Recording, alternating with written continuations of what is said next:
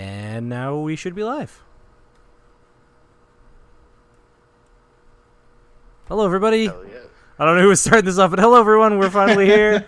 A little late, but it's okay. We'll get this going. I am running this channel, but Jeremy is actually in charge. He's moderating us with the Iron Fist, as he's told several times before, so we'll see how that goes. We're going to be making a dungeon here for 2 hours.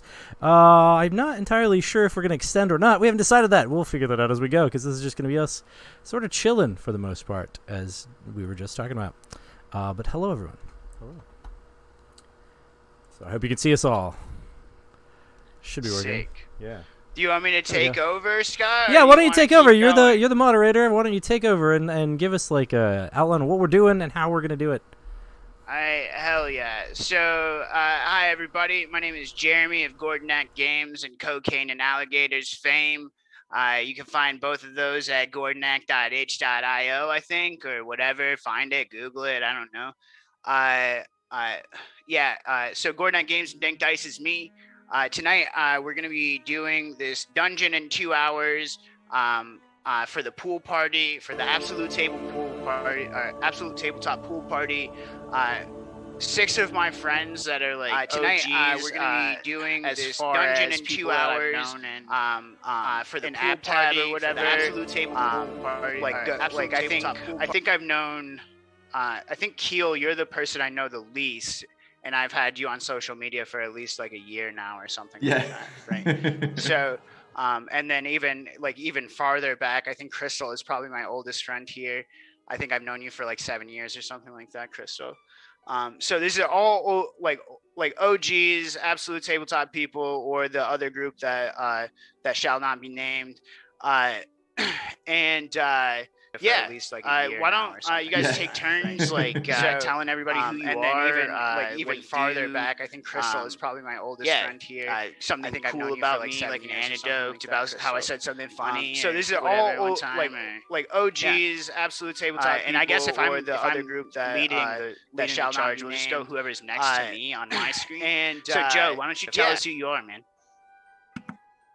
I am Joe. Everybody who you Great are. to see you. How's it going, everybody? I'm Joe. I'm just average Joe. That's supposed to be funny, but I'm nervous and caught off guard. So, no jokes. I'm a game designer and author. Just recently had a book that came out. Shameless plug. Stories for people with tales. Go check it out. It's wild and crazy. I got a couple games over on a couple adventures over on Drive-Thru RPG. JD Stirling.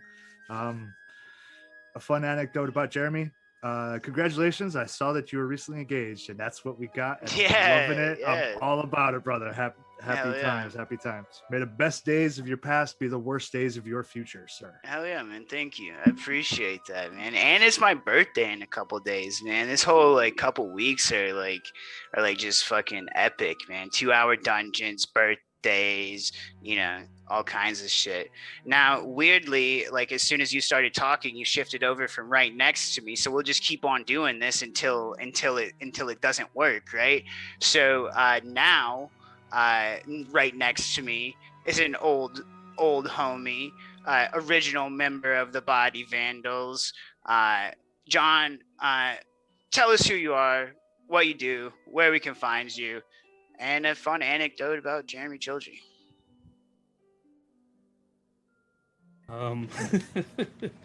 So yeah, I'm John. Some people know me from a lot of different places. I have a YouTube channel where I used to do some D&D stuff. More recently, I stream video games on Twitch currently under Doombot Gaming.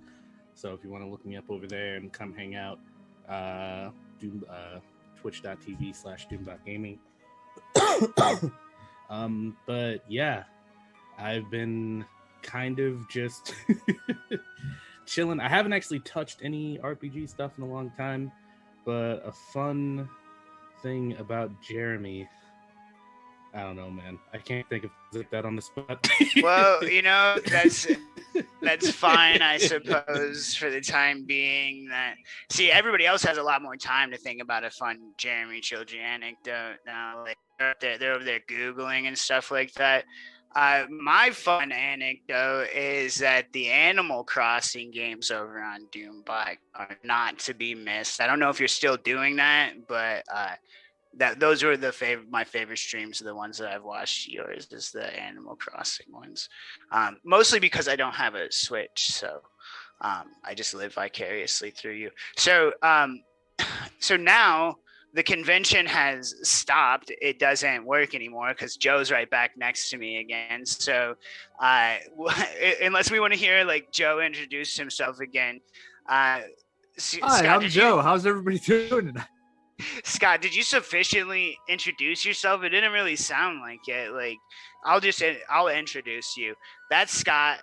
He's from Heroic Gaming Studios. Heroic Studios Gaming, very close, very close. Maximum Apocalypse fame and Beta Red more recently, which I'm going to go ahead and say this. I saw on Spearwitch that Beta Red is doing better than Gordonak by 1 place on the best-selling list. So I just want to say I'm coming for you, bro.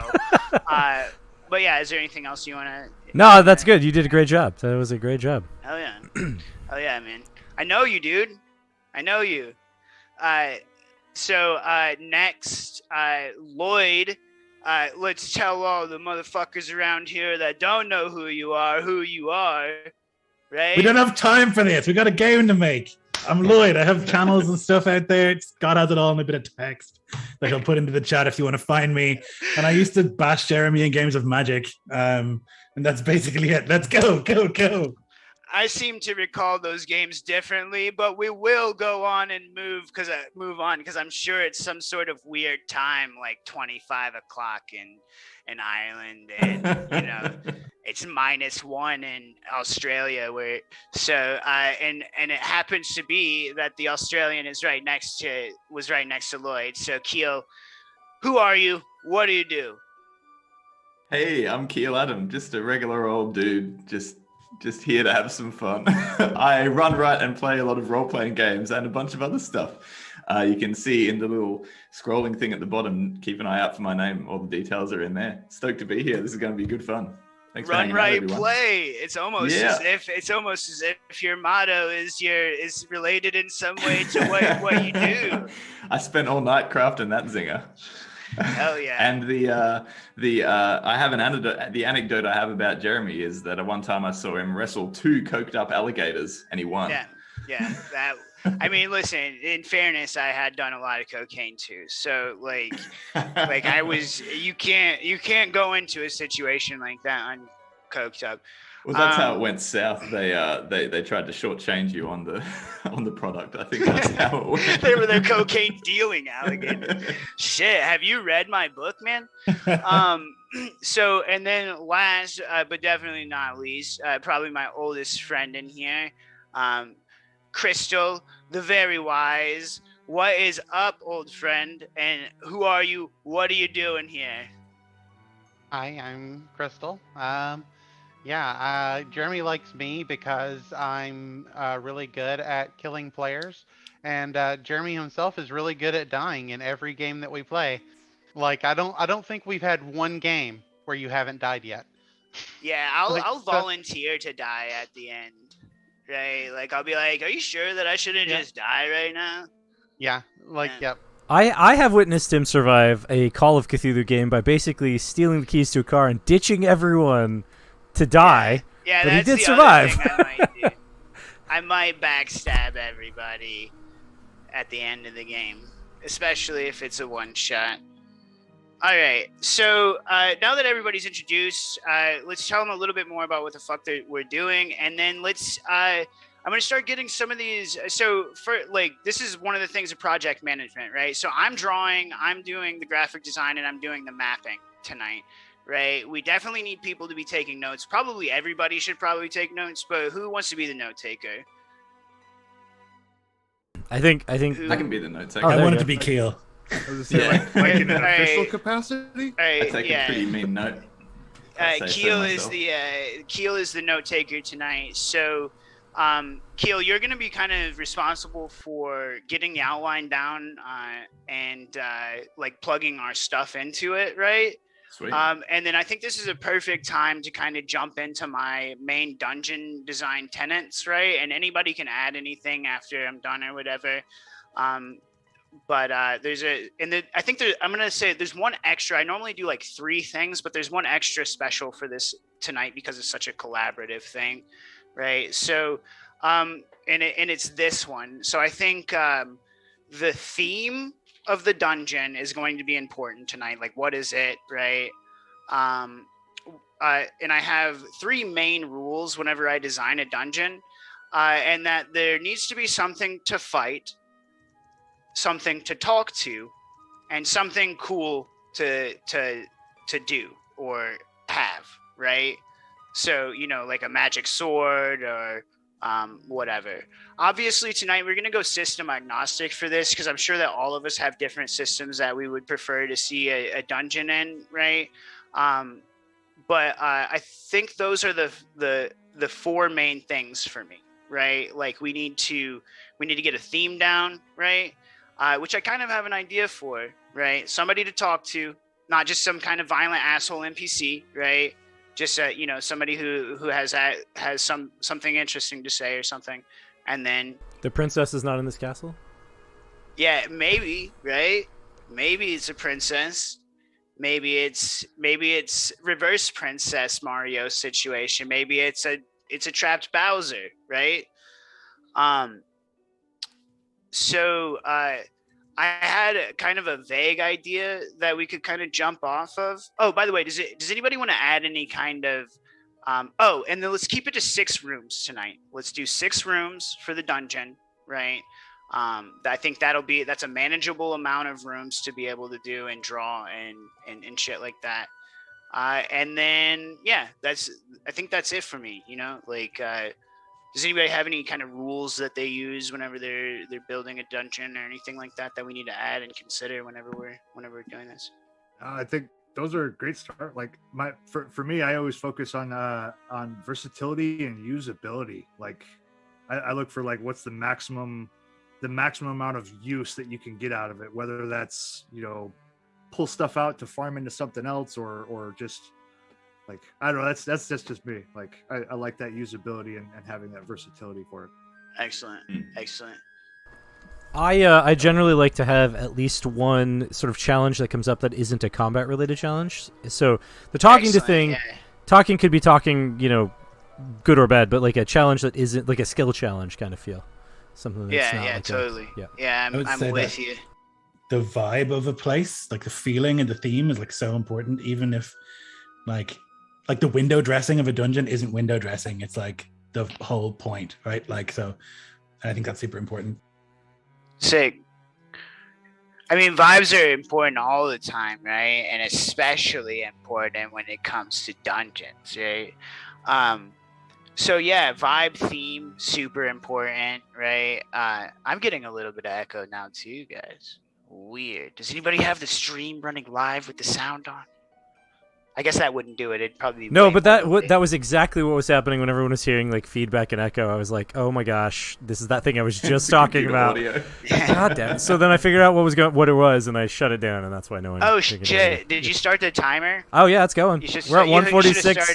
146.20. That's where we're at. Let's do it. All right. So we're Fucking introductions. God damn it. Damn it. Don't tell the y'all. So I think we'll just go the first thing, I think, and the thing that like me and Lloyd at least agree on, right, is the vibe or the theme, right? So I had a little idea that I think would kind of be appropriate for the occasion that I wanted to run by you guys. And it's the pool party, right? So it should be a pool party. Nice. Oh, also, I want to go ahead and fair warn everybody, I'm not taking notes. So if you think that I would have taken a note, I didn't. I did. Feels all over it. Well, you I like have that. to... I like that joint theme pool party, kind of maybe water dungeon or Mhm. semi-aquatic. Yeah. Sunken. Sunken, yeah. Yeah. I Flooded. kind of like the idea that the dungeon is like more casual, you know, like you go to like a pool party and get lost and like a dungeon, Oh. you know what I'm saying? Yeah. It's kind of Yeah, or interesting. or like We're just brain dumping, right? I have this Yeah. great idea that yeah. the pool, it's an actual pool party, and you have like social anxiety, and that's the dungeon. Is like navigating different groups of people to like reach the exit or some shit. Yeah. You know, like Right. it might be I too love out that. there and weird, but you know. No, I mean we could have objectives like you have to like there are 3 people that you have to talk to before you can leave the pool party. Yeah. Like, and there's going to be a fight because you know that one guy drank way too much and he's kind of a dick already to begin with. We all know that. We all know the guy. I'm Right. talking about. Yeah, that Who's guy. met Yeah. that guy. Yeah. There's a combat. There's some social. I kind of love the idea of like the pool party being like a villain's pool party, like an overlord. is Yeah, throwing so a that's pool what I party. was gonna Oh, say. yep. So you're So all that's what like- I was gonna add was that like let's still make it fucking deadly though, right, guys? You guys were getting a little far away from like blood and guts that I came here for.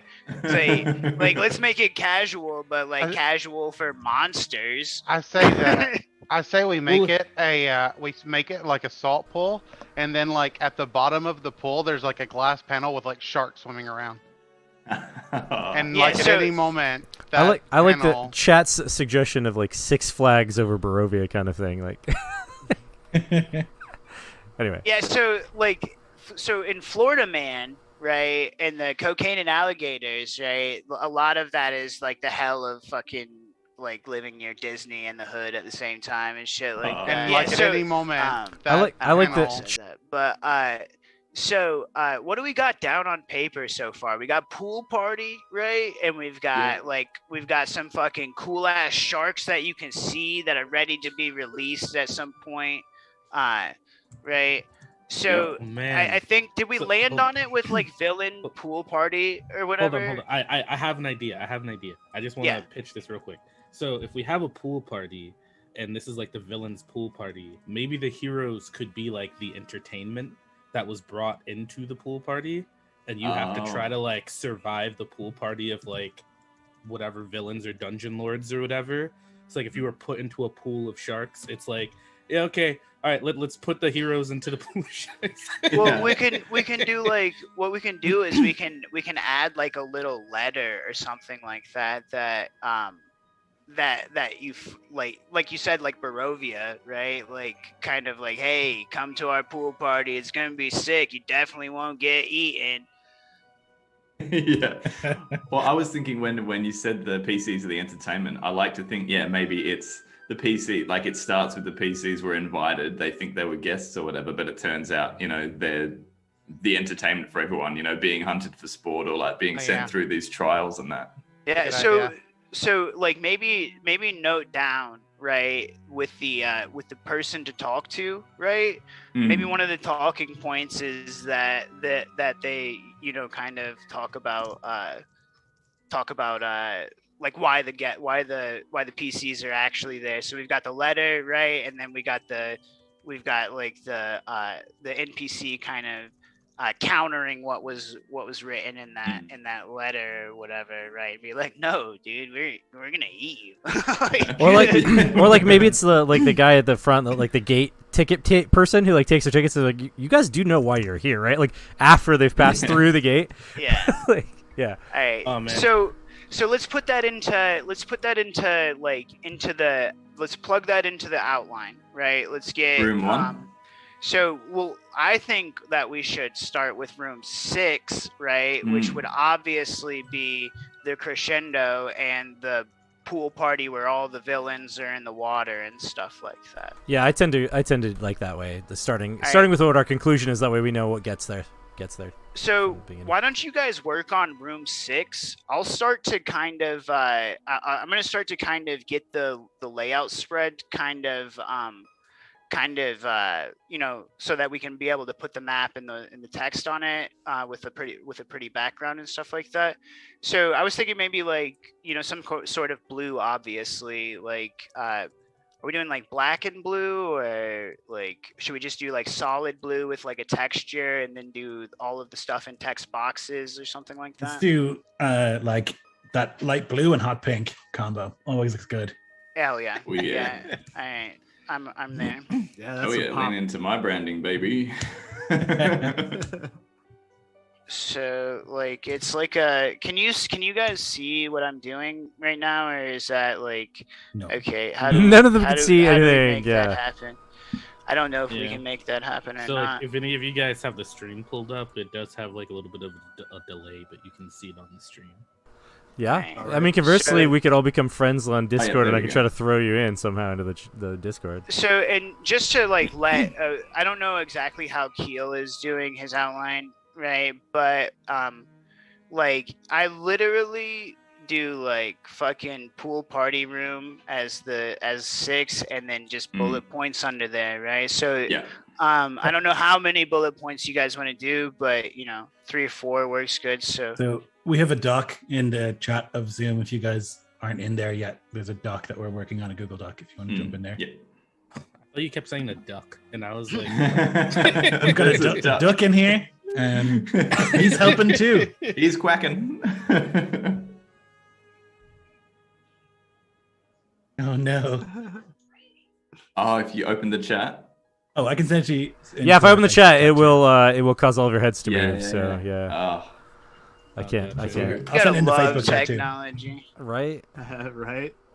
cool. So what is going to be the final challenge? Should the final challenge be a combat challenge? Should it be a talking challenge or non-combat challenge?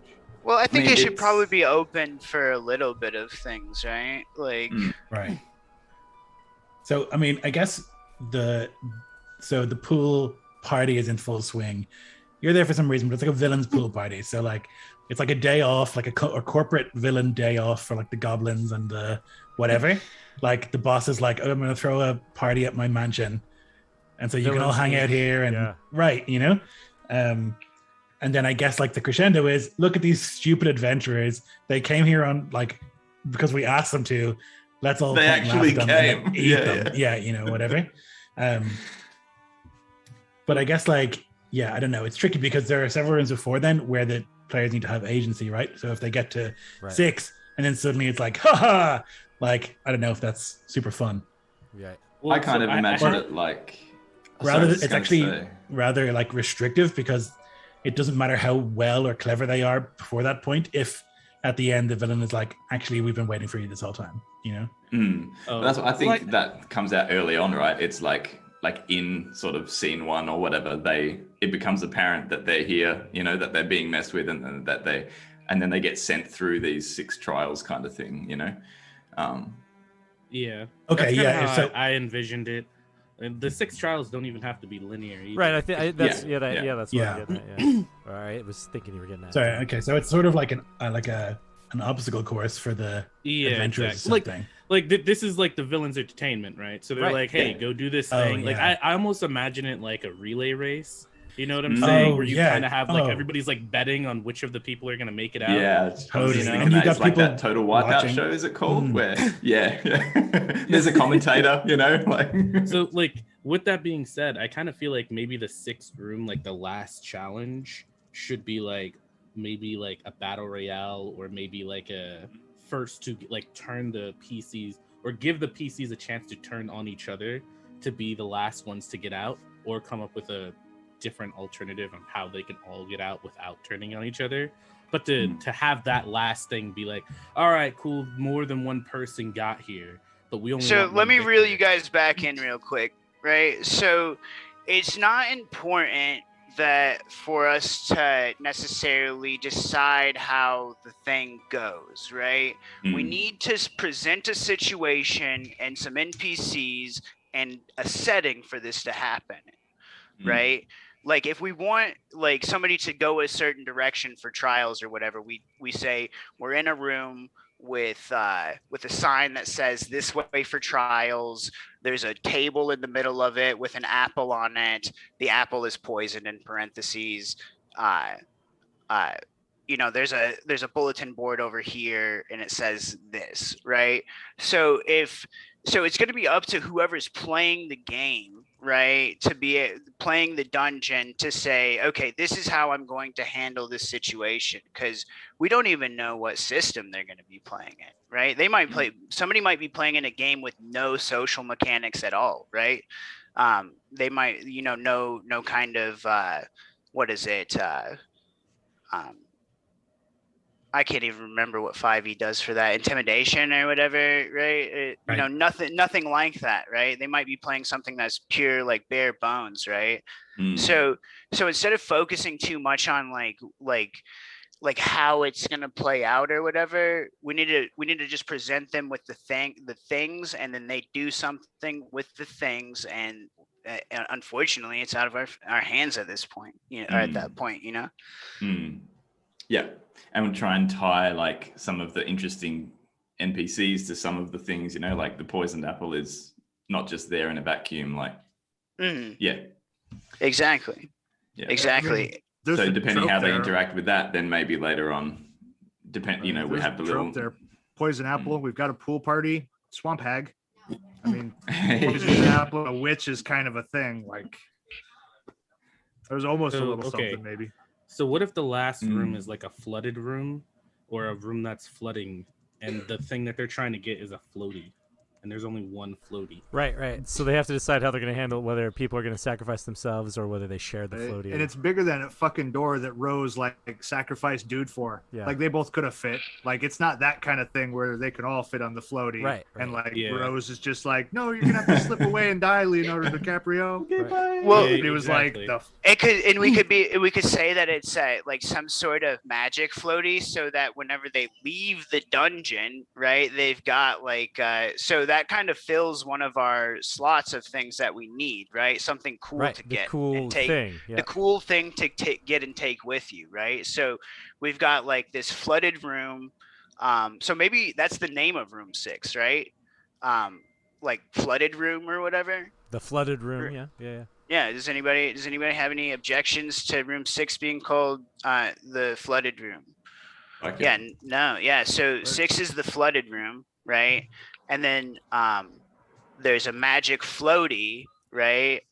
What does that magic floaty do? Instead of a floaty, let's say it's like, you know, maybe like just a bubble of air you can just like put over your head, like a helmet, but it's just like a bubble of air. It's like copyrighted wizard's name, floating disc. Floating disc is always good. I don't know. I kind of like the idea of the MacGuffin of the dungeon being kind of ridiculous as like arm floaties or whatever, but that could be something that it does, right? Is provides oxygen underwater, right? Like that. That they could easily do that. We got in the chat water wings. Yeah, that's what I would. Yeah, water wings are cool as shit. But like, two wings. You know, like like angel wings or something. Yeah. But like ridiculous looking party angel wings. Perseus has the shoes with the wings. Maybe if there's little floaties with a little wing on them. So floating or something. Krystal's idea though, I like the idea that like maybe all the rooms are flooded, and each time you complete a room, you get like a bubble helmet, but like each room progressively has less bubble helmets. So it's like the first that could even be part of the whole thing, right? Is an air economy thing that's going on, right? So you can say that we could say, all right, as soon as the PCs enter the water, right, an air bubble forms around their head. They have 2 rooms per air bubble, right? Unless they replenish it in some way, right? So that means that we're gonna make it weird and to get to that 3rd room or whatever, right? Like there's an easy way to make it weird to get to that 3rd room. Hell yeah. Nice. So I'm trying to, let's see. I'm over here. I keep getting distracted with the actual dungeon building part of it. And that's why there's like when you go to write an adventure, right, you spend all this time outlining beforehand before you actually go to write it. Otherwise, when you're halfway through writing it, you're like, oh, that would be a really great idea. I guess I have to go back and add that in all over the place.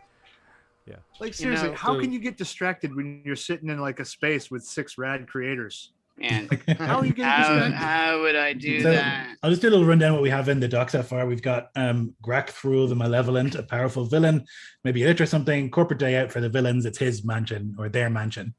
We got a talking NPC at the beginning who is the ticket taker, Old Man George, who is surprised that the heroes actually showed up.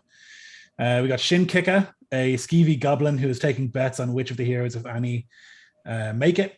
and My loves boy to Shin interfere Kicker. and make their lives harder.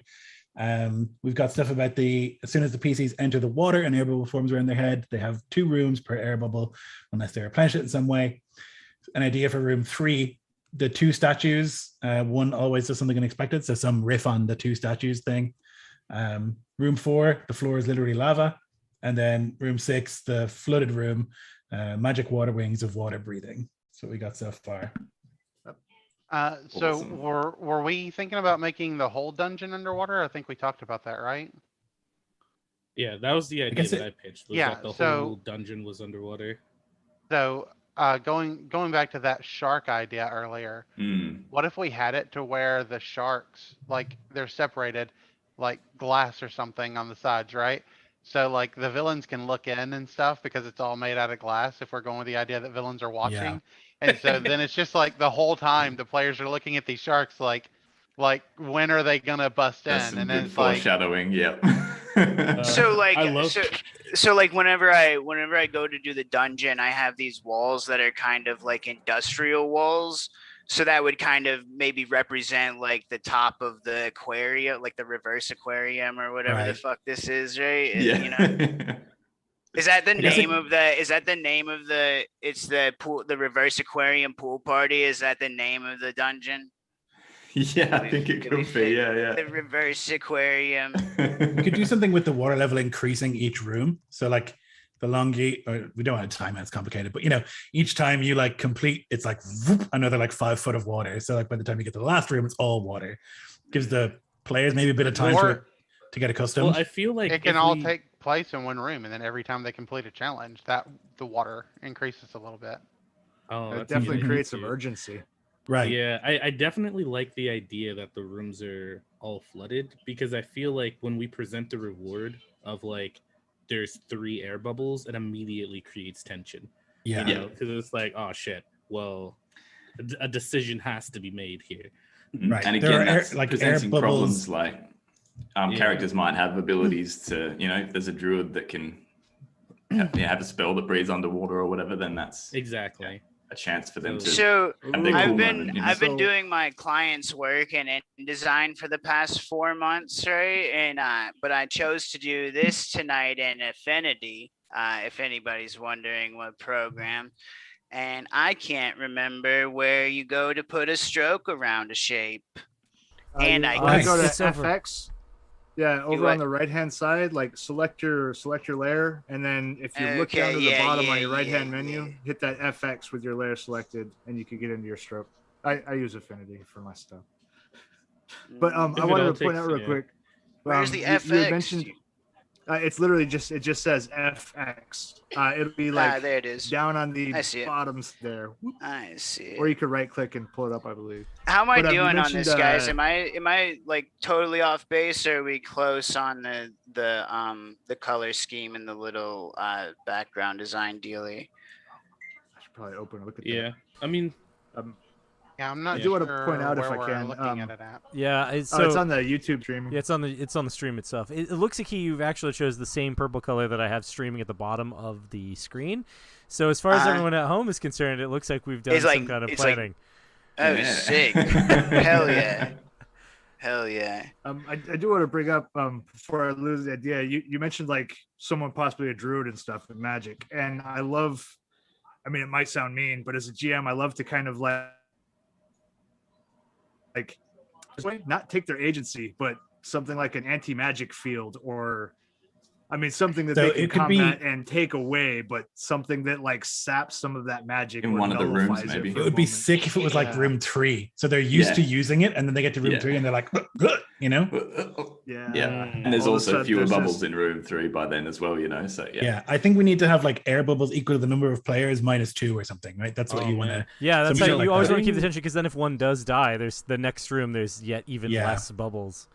So I need Yeah, y'all so- for a second. okay. Pause. I'm sorry. So this was totally unintentional, but I actually kind of like it. Do you see how these triangles are kind of like in front of each other in like random ways? If they're looking at it on the stream. Yes. Yeah. Yeah, I kind of actually like it. Like, am I silly for that, or should I change it? That seems Can I fine get to like me. a link or something to? Okay, yeah, sure. I can send you a link over in the Facebook probably as well. Send it. I'll put it in the Zoom chat here as well. Oh, that's right. That's right. You guys can access that because Oh, I this is I was another dumb and thing. didn't open it before I started doing all these head movements. I forgot this too. This is crucial for doing this. It's got to be less than 1,000 words. 1,000 Yeah. words or less, because that's like just a rule of thumb. People out there that want to make a 1-page dungeon spread, 1,000 words, right? Any more than that, it gets crazy. So, Right. Text Yeah. starts to get too small because you're talking double-sided or more or less, right? yeah. I Well, even double-sided gets kind of crazy, right? This is an A3 spread. I forgot to do specs. So normally I would have put like guides and stuff out here to try to make this like really nice and pretty. I would have probably would have the grid on, but that ain't what we're doing here tonight. So where are we at, folks? I was So kind the of other missed a lot question, of. so yeah, I think the question that I have right now is how are we going to formulate the rooms? So we have 6 rooms that we can do. Mhm. I think people have discussed that they don't want them to be straight linear rooms, that they want there to be some options with the rooms. Should I be opening Um, Dungeon Draft right now?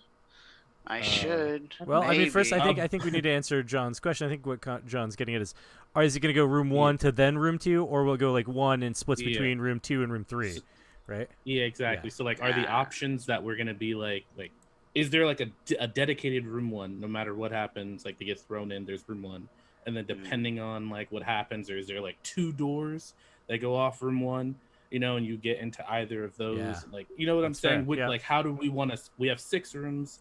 How are we gonna split this up? Because then we can make decisions based on that. I think if we can decide for sure what the vibe of it is it that there is an evil villain and he has created this cruel obstacle course to like fuck with adventurers? Because if so, then it makes sense that it's 1, 2, 3, 4, whatever, right? Yeah, that's fair. But if Yeah. it's just 'Cause then if it's a it's his gauntlet. mansion, Yeah. right? Then it's like designed by the villain, right? But if it's just like his mansion and the players are there and they're trying to get out, then it makes more sense that it's less linear, I think. I mean, you could still I feel like you could still argue it either way, because even if you were like a fucked up villain and you could literally just have a room that they get through the room and they open one of the doors. And you could even play up the villains like go through door 2, go through door 2. Like, Well, they I went mean, through door 1. Yeah. So for back to the I like. Oh, sorry, go ahead, Krystal. No, you go ahead. I was thinking like for some reason I kind of like the idea of maybe kind of like I don't know, like a circle, like a donut or something, where you have the tank with the sharks in the middle, and then like the players are playing around the outside. Yep. That way it makes sense why they can always see the sharks. Yeah, that's so Christ. you and I were on the exact same page with that. That's exactly what I was thinking too.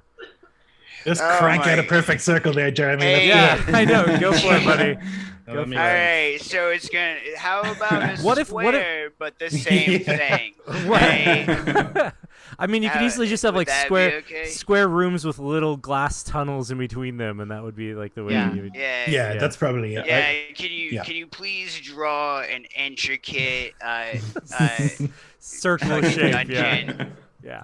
While No, you're- that was so. Krystal, you and I were on basically the same page. So like, it would make sense if it was like that. And then like, getting back to that betting thing that we were talking about. Like, what if like all of the villains are betting, right? And that's how the betting is going. People are throwing bets on which door they're gonna go through, and then like maybe there's even like side bets of people thinking they're gonna split the party and go through the both doors, right? That kind of thing. And so that Alright. makes the whole background of the villains in the background watching even more exciting for them. And like you would also have random the game master would obviously be able to use like random cheering and screaming for no reason, and like people are like, I don't know why everyone's excited outside the tank, right? All right, so I've ran into another part where I need you all. So I don't have any map asset packs installed that I thought I did, right? Because I forgot about it whenever I Oh, moved my man. computer. Yeah. So I have, but I still have stuff. There's default shit in Dungeon Draft, Yeah. right?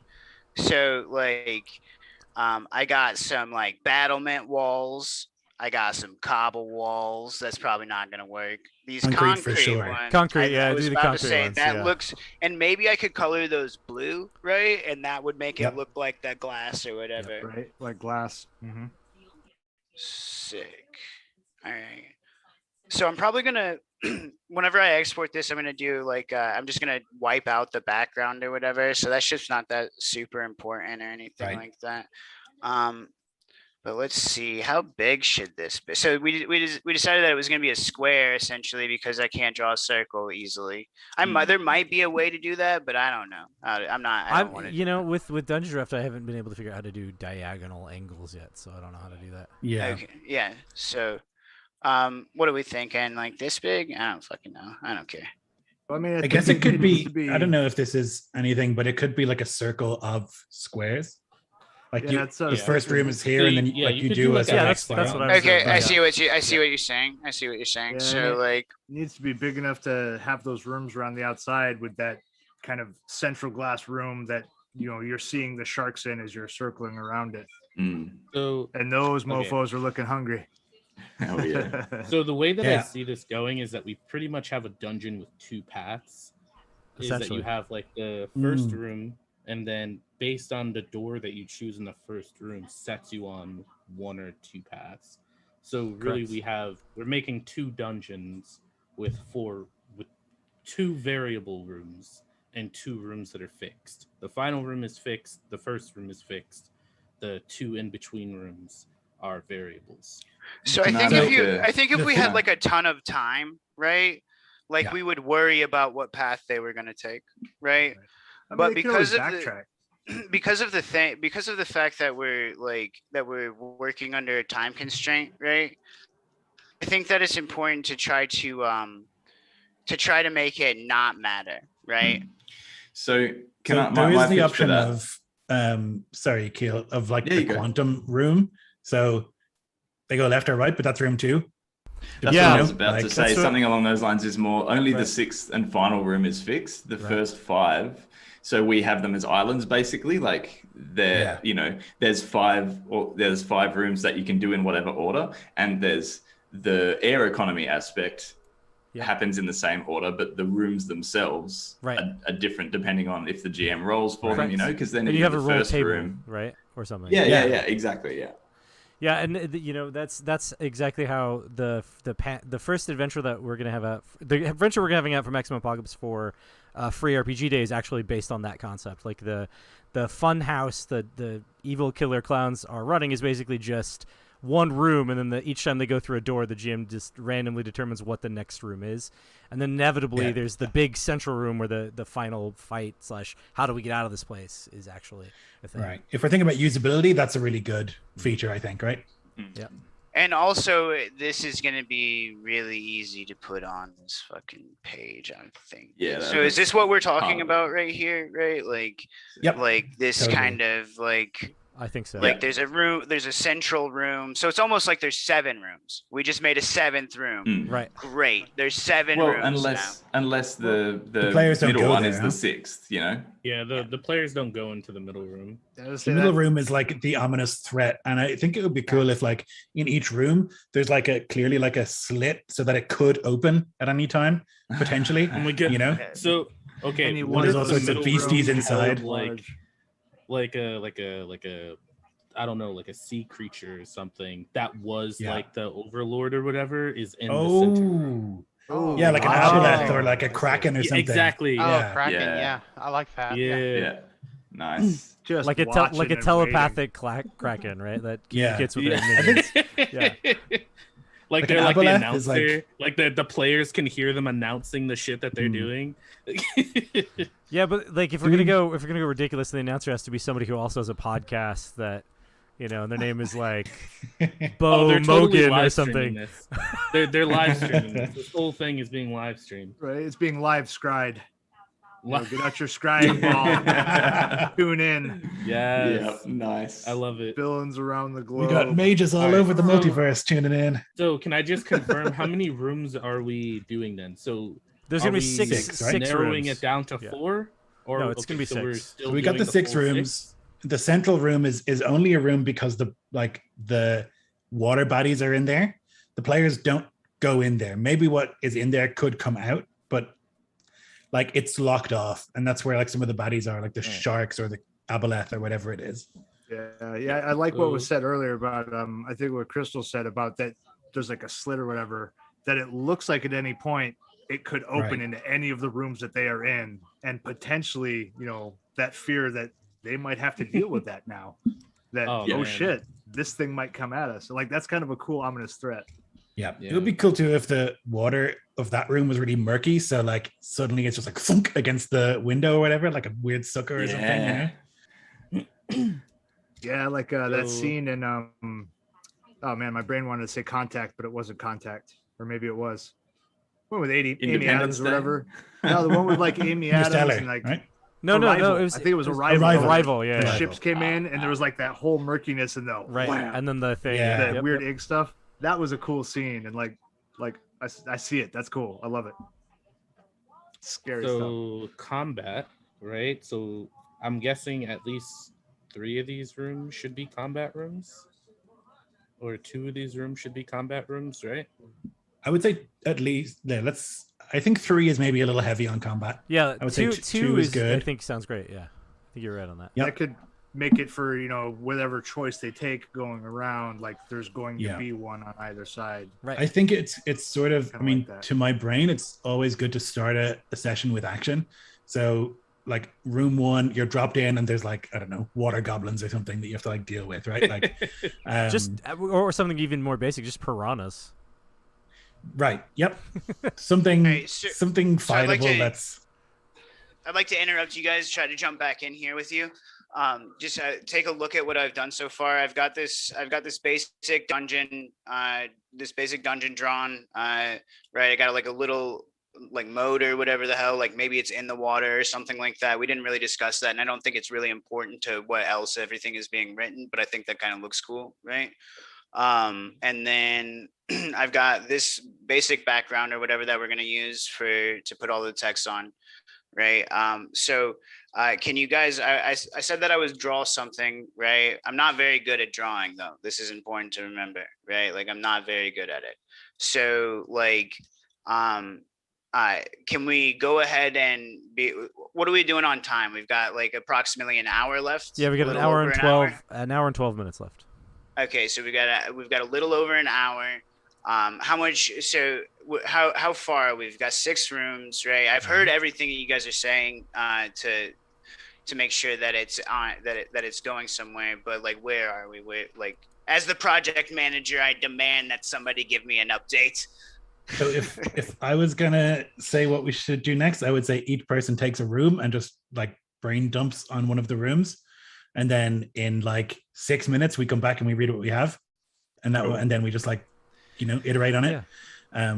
Would that be the brain dump over here in the Google Doc, and then we can all come back and talk? I would say so. Yeah. Yep. So just before we launch into that, can we just clarify we're on the same page with this? Because I think okay.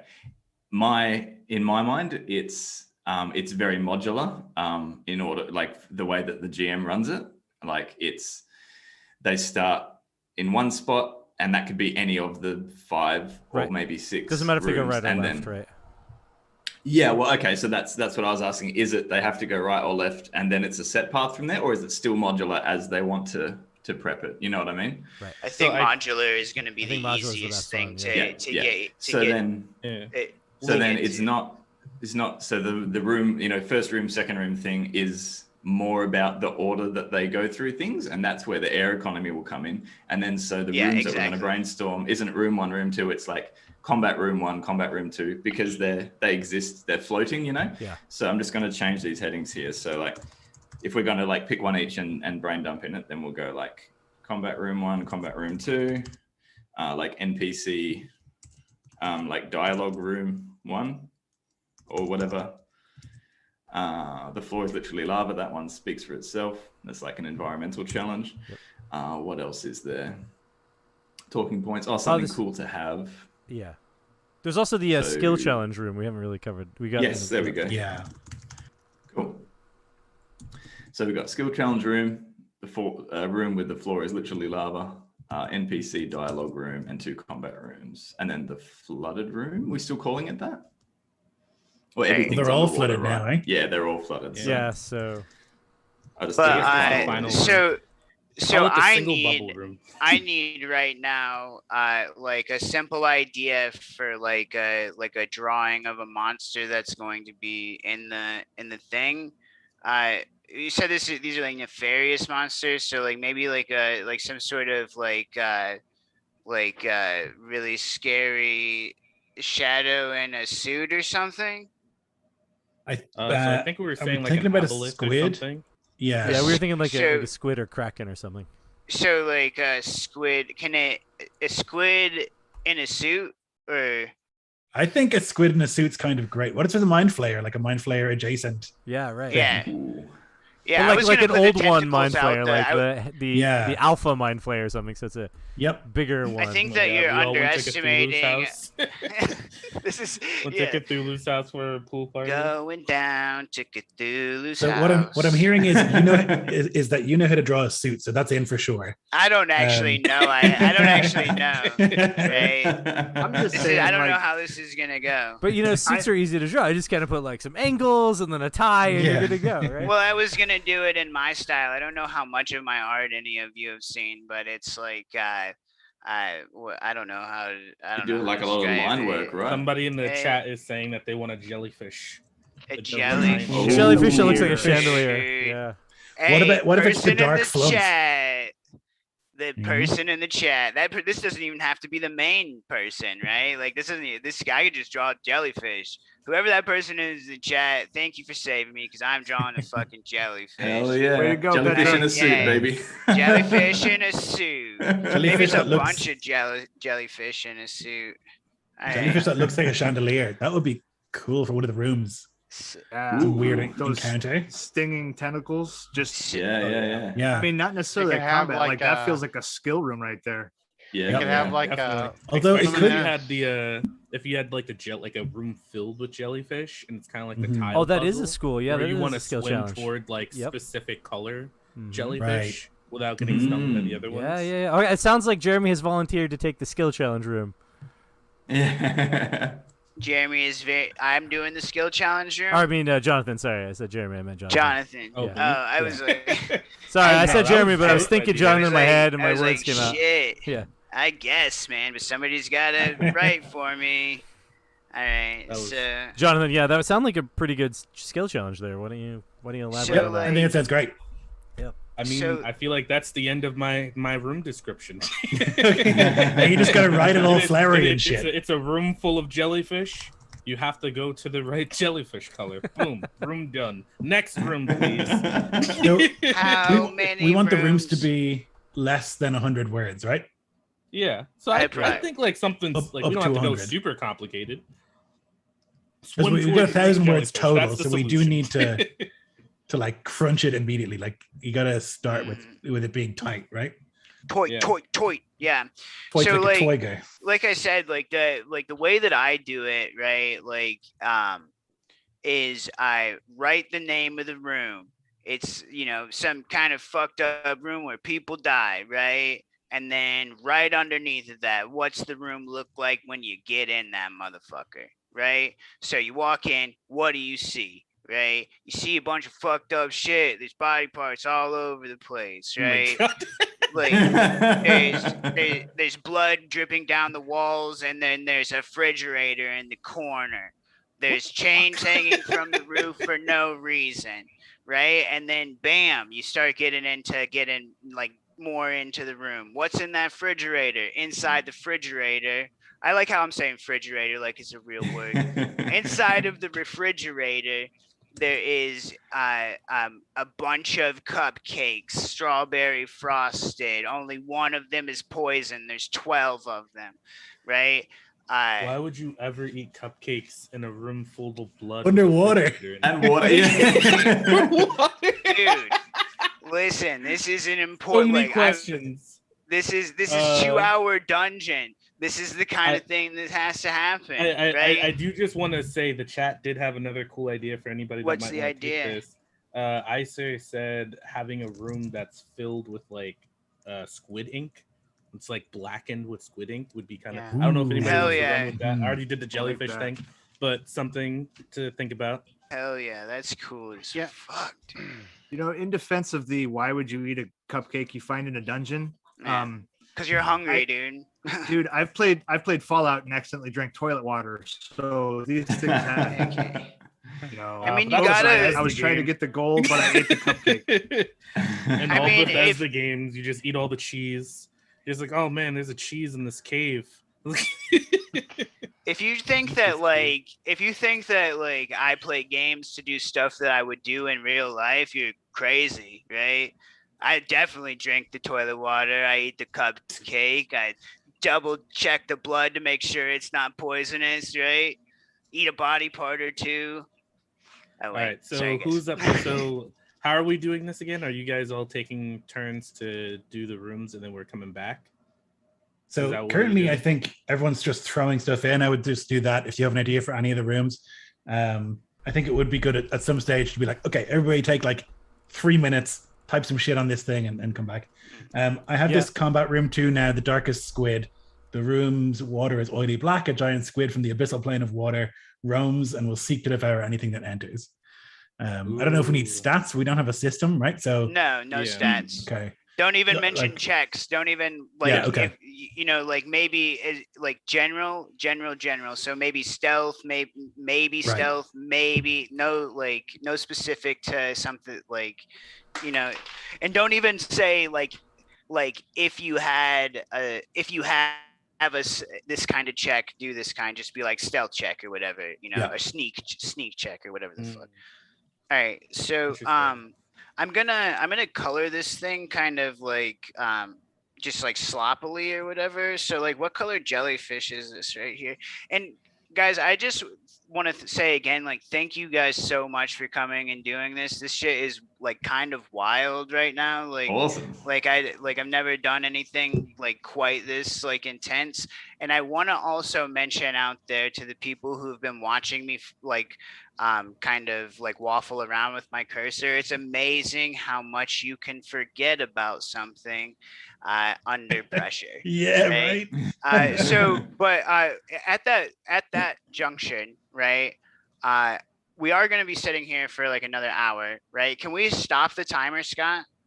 Like, we're at about an hour in, right? Can we stop it at the time, or do we have to keep the timer going to? I Take. cannot. I would have to reset the timer to change the script. It's a script that's running. Alright, But I can can. you I can stop it if you want.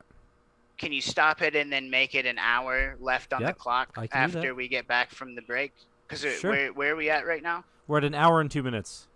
An hour and 2 minutes? Hell yeah, right? So that's exact. So let's take a quick break, everybody. Let's like go get water and stuff like that, because I can tell you I have cotton mouth like a motherfucker because I didn't put a drink in here whenever I came in here. Yeah, Okay. and I smoke cigarettes and shit like that. I have like you know, habits to feed while I'm off camera. Cool. So- That works good. Don't turn off your camera. Yes. Don't turn off your camera. Is the Also, can you I was- blur it? No, or so it's whatever? fine. I'll Thank go ahead you. and put up a little standby screen for everybody, so Okay. it should be fine. I was gonna say, I think I was also just about to overtype. Oh, is to an anonymous kangaroo. Am I an anonymous kangaroo? I don't know. I was just leaving it to whoever. I started to type something and then someone started typing. I was like, "Whoops! I'll back out." So I was just typing. Yeah, I'll leave this I to was about whoever to say the anonymous same kangaroo thing. is. I was like, whoa. Yeah, that was exactly what happened. I was like, "Whoop! I'll go to a different room." Sorry. All right. Yep. Yeah, All I right. So we'll highlighted. go. I was getting ready to delete for the same thing. All right, going into All standby. right, cool. right back. And transition. Oh man. Hey everyone that's watching. I'm gonna have to find a missing thing, so hold on 1 second. Stand by.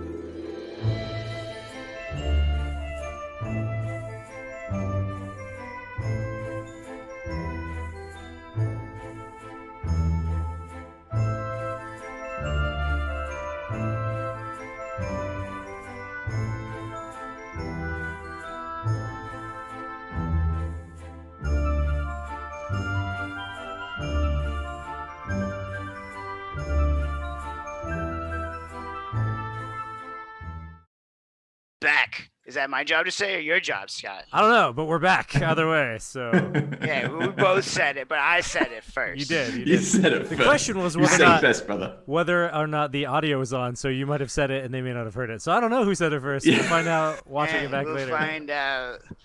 So this is really weird, guys. So for some reason, whenever I turned on my drawing monitor, I don't remember this being a thing, but whenever I turned on my drawing monitor, my second monitor turned off, right? And it won't detect or whatever now that. So what I'm having to do is use my drawing monitor as my second monitor, and it's not that bad. It's not as bad as I thought, but it's really weird moving my mouse because I didn't have time to like set it up all the way. Like I have to move my mouse to the right of my screen, my main screen, and then onto the screen in front of me or whatever. It's really strange. What I was about to say was I'm about to sloppily color this fucking jellyfish. We got this like kind of blue color in the background, right? And then this like pink color. Should I just make the jellyfish like a pink, that same pink color, or like Do a yellow, maybe. yellow might be sick? Might suit. And see, like I used to work in a restaurant where they had the world's largest jellyfish aquarium in the middle, or the world's largest privately owned. That's important because that's different. But the world's largest privately owned jellyfish aquarium in it. And they were called moon jellyfish, and they have these horseshoes on them, right? And that's like the most prominent thing on them. So like people ask you about like, what's those horseshoe things? It's their genitals, right? So you have to like, kids will be like, what's that? And you'll be like, yeah, those are just horseshoes. And then you go over there and be like, it's their like genitals. I don't know your rule for like telling your kids about genitals. I don't even really know the rules about telling you about genitals. So we had to like learn everything about like these jellyfish and shit like that. So I just thought, like, it seems like one of the obvious things that we should put in this dungeon for a fight is 2 alligators. On cocaine. Yeah. 2 coked up alligators. We can imply that they're on cocaine. These are very energetic alligators. They have red eyes. Energetic alligators almost sounds like alliteration, but it's not, right? Like, all right. So let's see. I'm not looking at that document until I put it in into this thing. So what do we got going on? So I heard somebody saying that we're gonna do like a word dump or whatever into the. What do we got for the first room? Who's on that? Who's on first room duty or whatever? Who's on first? I don't know. So the rooms themselves are not numbered really now. Okay. But yeah, we got 2 combat rooms, the NPC roleplay room. The floor is literally lava room. Okay, so it doesn't matter which, you can start in literally any of the rooms. Correct. That's right. Yeah. That's the way we with decided the to order go that with you go in is the air economy thing. That's where that comes in. Yeah. Okay. And then so like how is the like baddie of the thing or whatever, the octopus, is it a wandering dealie or is it just in one of the rooms? No, I don't think the octopus they actually fight. Okay, so he's just watching or whatever. Yeah. It's in the center. Just watching. Taunting, whatever. Okay. Every room they're and, in. Yeah. And then do we have like a big bad yet, or are we still like besides the people that are like so that becomes a question. Yeah, like if this unless because the way that we've designed the rooms now, then there is actually a 7th room if there's a boss fight, right? And that might be what we sort of outline in the discussion, like in like the water, like the air economy, and then like optional boss fight kind of thing. The secret 7th room is if you want to have like a final boss fight. That's where it would be. But instead, I think the way we designed it is that like after they accomplish all 6 rooms, they somehow get out of the dungeon, right? And that's sort of how it goes. Yeah. Okay, so what about like a do we have room for like a D6 random things that happen in not in each room, right? But could happen in any room. Yeah. Do we have I room feel like for we that? should get the rooms done first before we get a random roll table done. Yeah. 'Cause we still don't even have what is actually in each room. Yeah, Yep. we don't have anything in the cool thing room yet. That's the one room Okay. that hasn't been looked at yet. So that's the floaty room. That's right? that's the well. So yeah, it could be. So right now, what somebody had written in under the floor is lava room, the magic item water wings, and so I just sort of rolled with the idea because that's the room I was working on. So I just kind of went with that, and I just rolled with it and say like, so this is the lava room. The water's getting boiling, and then there's like this box in there which is like a skill challenge or puzzle challenge kind of thing, and that's where the water wings are. But that doesn't have to be what goes on in the room. But that is what I wrote so far for that room. So if we move can into a just different have room, two get a cool thing rooms. yeah, There we could go. also do that. Solved. Yeah. Yeah, that's awesome. Okay. This is starting to look Yeah, I less like like that. I a love that, man. jellyfish and like more like A flying top like hat. like Pac-Man kind of. Maybe I should put the genitals. Maybe that would make it recognizable as a, Yeah. That's the first thing I check for when I see a jellyfish on Right, the check for Discovery genitals. Channel. Yeah. Yeah. just moon jellyfish genitals. Oh shit, that's not the right color. So somebody tell me about a room that they're working on so that we can bang that one out. Yeah. So I started putting some things down. So for the NPC roleplay room, the notes that someone put in was like a nameless water genie who's also trapped here. They'll try and make a deal with the players to maybe guarantee their escape. And I thought maybe they want to like play a game with them. They're impressed by magical ability and powerful intellect. Again, just thinking system agnostic, keep it sort of vague and give some direction, but let the GM do with that what they want. All right, so first off, let's name the room, right? Let's get so it's what I heard was like the water genie, right? So Yeah. is this the like, and we could be cooler about it than the water genie room, right? Like what is a The Literally trash what one. he wrote. Literally what he wrote, and then you're like, we could be cooler than that. It's like, well, I'm just saying, like, where do you like is there not like I mean, I guess you got to be fucking careful with genies and shit like that. We could call it like the trapped one, or if depending on the tone, we could call it itty bitty living space. I love that one, the trapped one, the trapped one. So let's title that room the trapped one, right? And then let's go ahead and do what do you see as soon like whenever you walk through the door. Yeah, gotcha.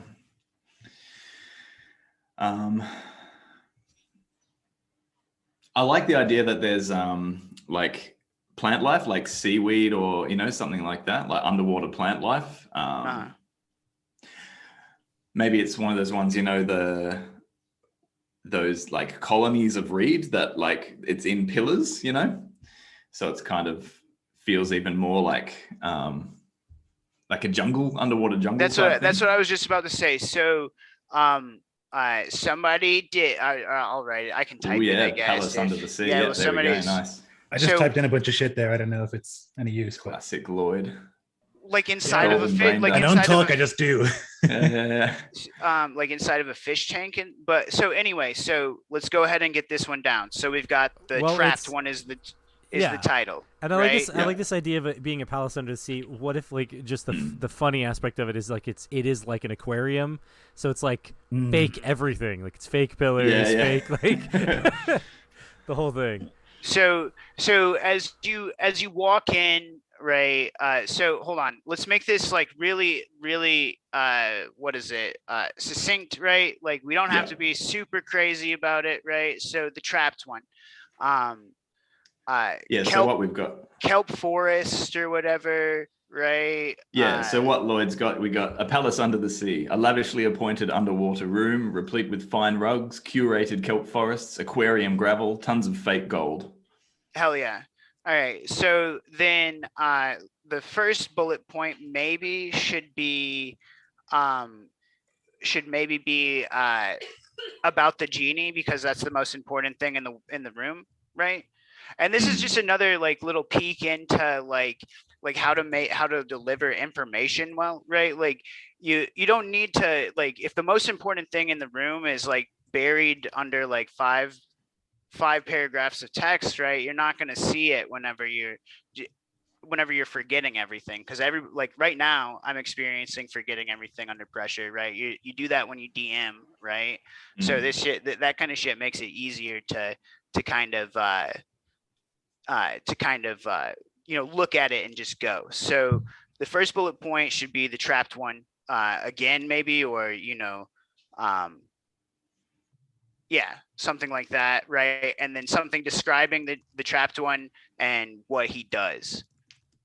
And then whoever's working on that right now, just go ahead and fill out the rest. Maybe describe the little the fake gold and the kelp forest a little bit more in depth, and maybe add like a cool item or something, something interesting to have there. So let's go on to the next one, and let's get that one banged out, right? So John, what are you working on? Which one did you said the jellyfish room or something like that? Did you stick with that one, or is that or did you move on from there and go somewhere else? No, I'm still on the jellyfish room. Hell yeah. So yeah, we were talking kind of in the break about adding like a little bit of like a minesweeper element to it. Yeah. So I've decided that you're gonna have like multiple pillars of like tightly clustered jellyfish, and I'm thinking maybe there's like some way to like have the jellyfish reveal their colors, but in revealing like their colors, like when you play Minesweeper, the colors depict like how many bombs are kind of next to them. So all right, so I have an idea, right, to make this. This would be a completely system agnostic, right? So let's do a D6 table, right? That determines like the color, nothing, or bomb, right? That's 3 options. So 1 and 2 is like a color or whatever, or 1 and 2 are colors, and then D4 table. Would that be? Is that a thing? Do people do D4 tables? Right. So one of the things is color. One of the things is the other color. One of the things is empty, and then one of the things is bomb. Right. So so is the title of the room the exploding jellyfish room? Sure. Hell yeah. Exploding jellyfish. That's great. So the exploding jellyfish room, right? And it's red and blue flags in Minesweeper, right? Explodey fish? Yeah. So the flags are red, but there's green numbers, blue numbers, and red numbers. Oh yeah. Shit, there's 3 colors. Blue, green, red. So well, how do you? I mean, the question is like how do you do it in a like a meaningful way for a role playing game session, right? So, like, is it just like instead of doing it like exactly like Minesweeper, right, and having like the colors determine the proximity of the bombs, right? What if the colors are like beneficial or something like that, right? Like maybe if you bump into one of them, like something happens. Maybe you get more air or something like that, right? And then nothing is nothing, obviously. And then bomb explodes in your fucking face, and then maybe depletes air at the same time. And if you change it that way, then what would be the objective? Yeah, like how did they get out of the room? Oh, I see. So the way that I have it set up is that the Minesweeper room is that you're trying to figure out the path to get out without running into the bombs. Yeah, but if right. you change it the way you just did, there's not really an objective, I guess, other than swimming to the door. Okay, so so then instead of like a D4 table, then, right? Because I mean, we can't do like a Minesweeper clone for a room, right? Like that's not going to work, right? We can't have like this is the number, right? And then there's a bomb behind that. Like there'd be that's too in depth to kind of condense down into a room. So like what if it's like, because of the fucking colorful jellyfish and then that meaning something is cool as fuck, right? But like but the bombs, right? And anybody can jump in right now and help me out if they have ideas about this, right? But the bombs, like, and the proximity is, how do you do that, right? Like how do you do that in a role-playing game, right? So is it like in some games shit like that would be like a skill check, right? Or a couple of skill checks, right? But how do you do that system agnostic, right? Like, do you say like it's like an agility check or like a series of checks, right? So it has to be like a gameable, right, in a role playing scenario type Can I just thing. ask, so what is, you're saying that the problem with it is that there's not enough skill checks? No, I'm I saying think it's more that it's like a little complicated, right? It's a little difficult to make it mechanical because we don't have a system. Mm-hmm. Sure. I mean, you could make it a simple process of like touching the jellyfish with something, right? Then you can figure out like maybe it glows a color, and like as was suggested in chat, like the colors depend on whether or not it's close to, much like Minesweeper, like it's whether or not there's a bomb nearby it or whatever, so that the color of the jellyfish sort of helps you indicate where the exploding ones are. But you also run the risk of touching explodey one, right, at the same time. So there's also that sort of aspect. I mean, you could always put pebbles or something at the bottom. I mean, it is like a fish tank. So. Right. So then the challenge would be the players figuring out how to touch the jellyfish without touching the jellyfish. Yeah, exactly. So it's like, so we walk into the room, right? And I mean, that's the thing, right? Like, or swim in, right? Is like what happens when you walk through the room, and how is that, and then how do you put that down on a paper and in less than 100 words, right? So what do you look at whenever you see what's inside of the exploded jellyfish room, right? What do the things do? How does it work, right?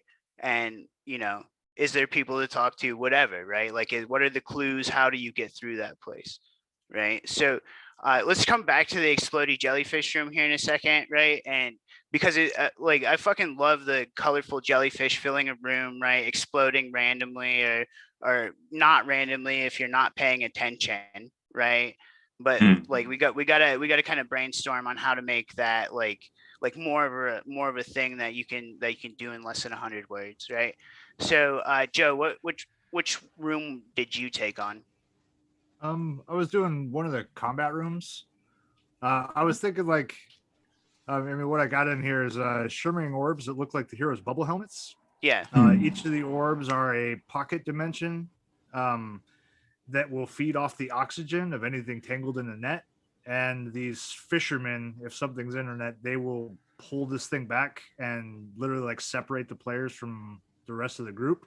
Like that person's pulled into a pocket dimension, and fuck yeah, you gotta fight your way out on your own. Like if you can't fight your way out, like you're just there and gone. But there's a chance that you replenish your bubble helm if you could defeat them and get your way back out. So is the room name Transdimensional Bubble Helms? I called it Pocket Fisherman. Pocket Fisherman. That's dude. I knew you would nail that one. So Pocket Fisherman, right? Whoever's doing this one, right? So what do you see whenever you first walk into the bubble helm, the bubble helm room? I kind of just see it as more of just like an innocuous space. Like the space isn't so much as important. Perhaps it looks really mundane, and like the main eye catch is like those look like a bunch of these bubble helmets we're wearing floating in the air. Well, so almost maybe it's kind of like it's a lure. Well, maybe it's like a trap for maybe it's a trap for like people, like a people trap, right? So like, what do people like, right? Like, what do people like? Maybe it's like a living room or some shit, right? Or like a suburban house, right? Okay, so yeah, so and then like a those bar with a frosty cold like rack of beer just Yes, Look at that's that it, keg. right? So yeah, Snacks. so it's a bar. If anybody wants to Ooh. flower that up, right? Like it's a bar Yeah. with I skipped the room description. My bad. I was just like, what's the yeah, thing in here to Mr. fight? Top 10 Kendall, get on the flowers, dude. Get on the flowers.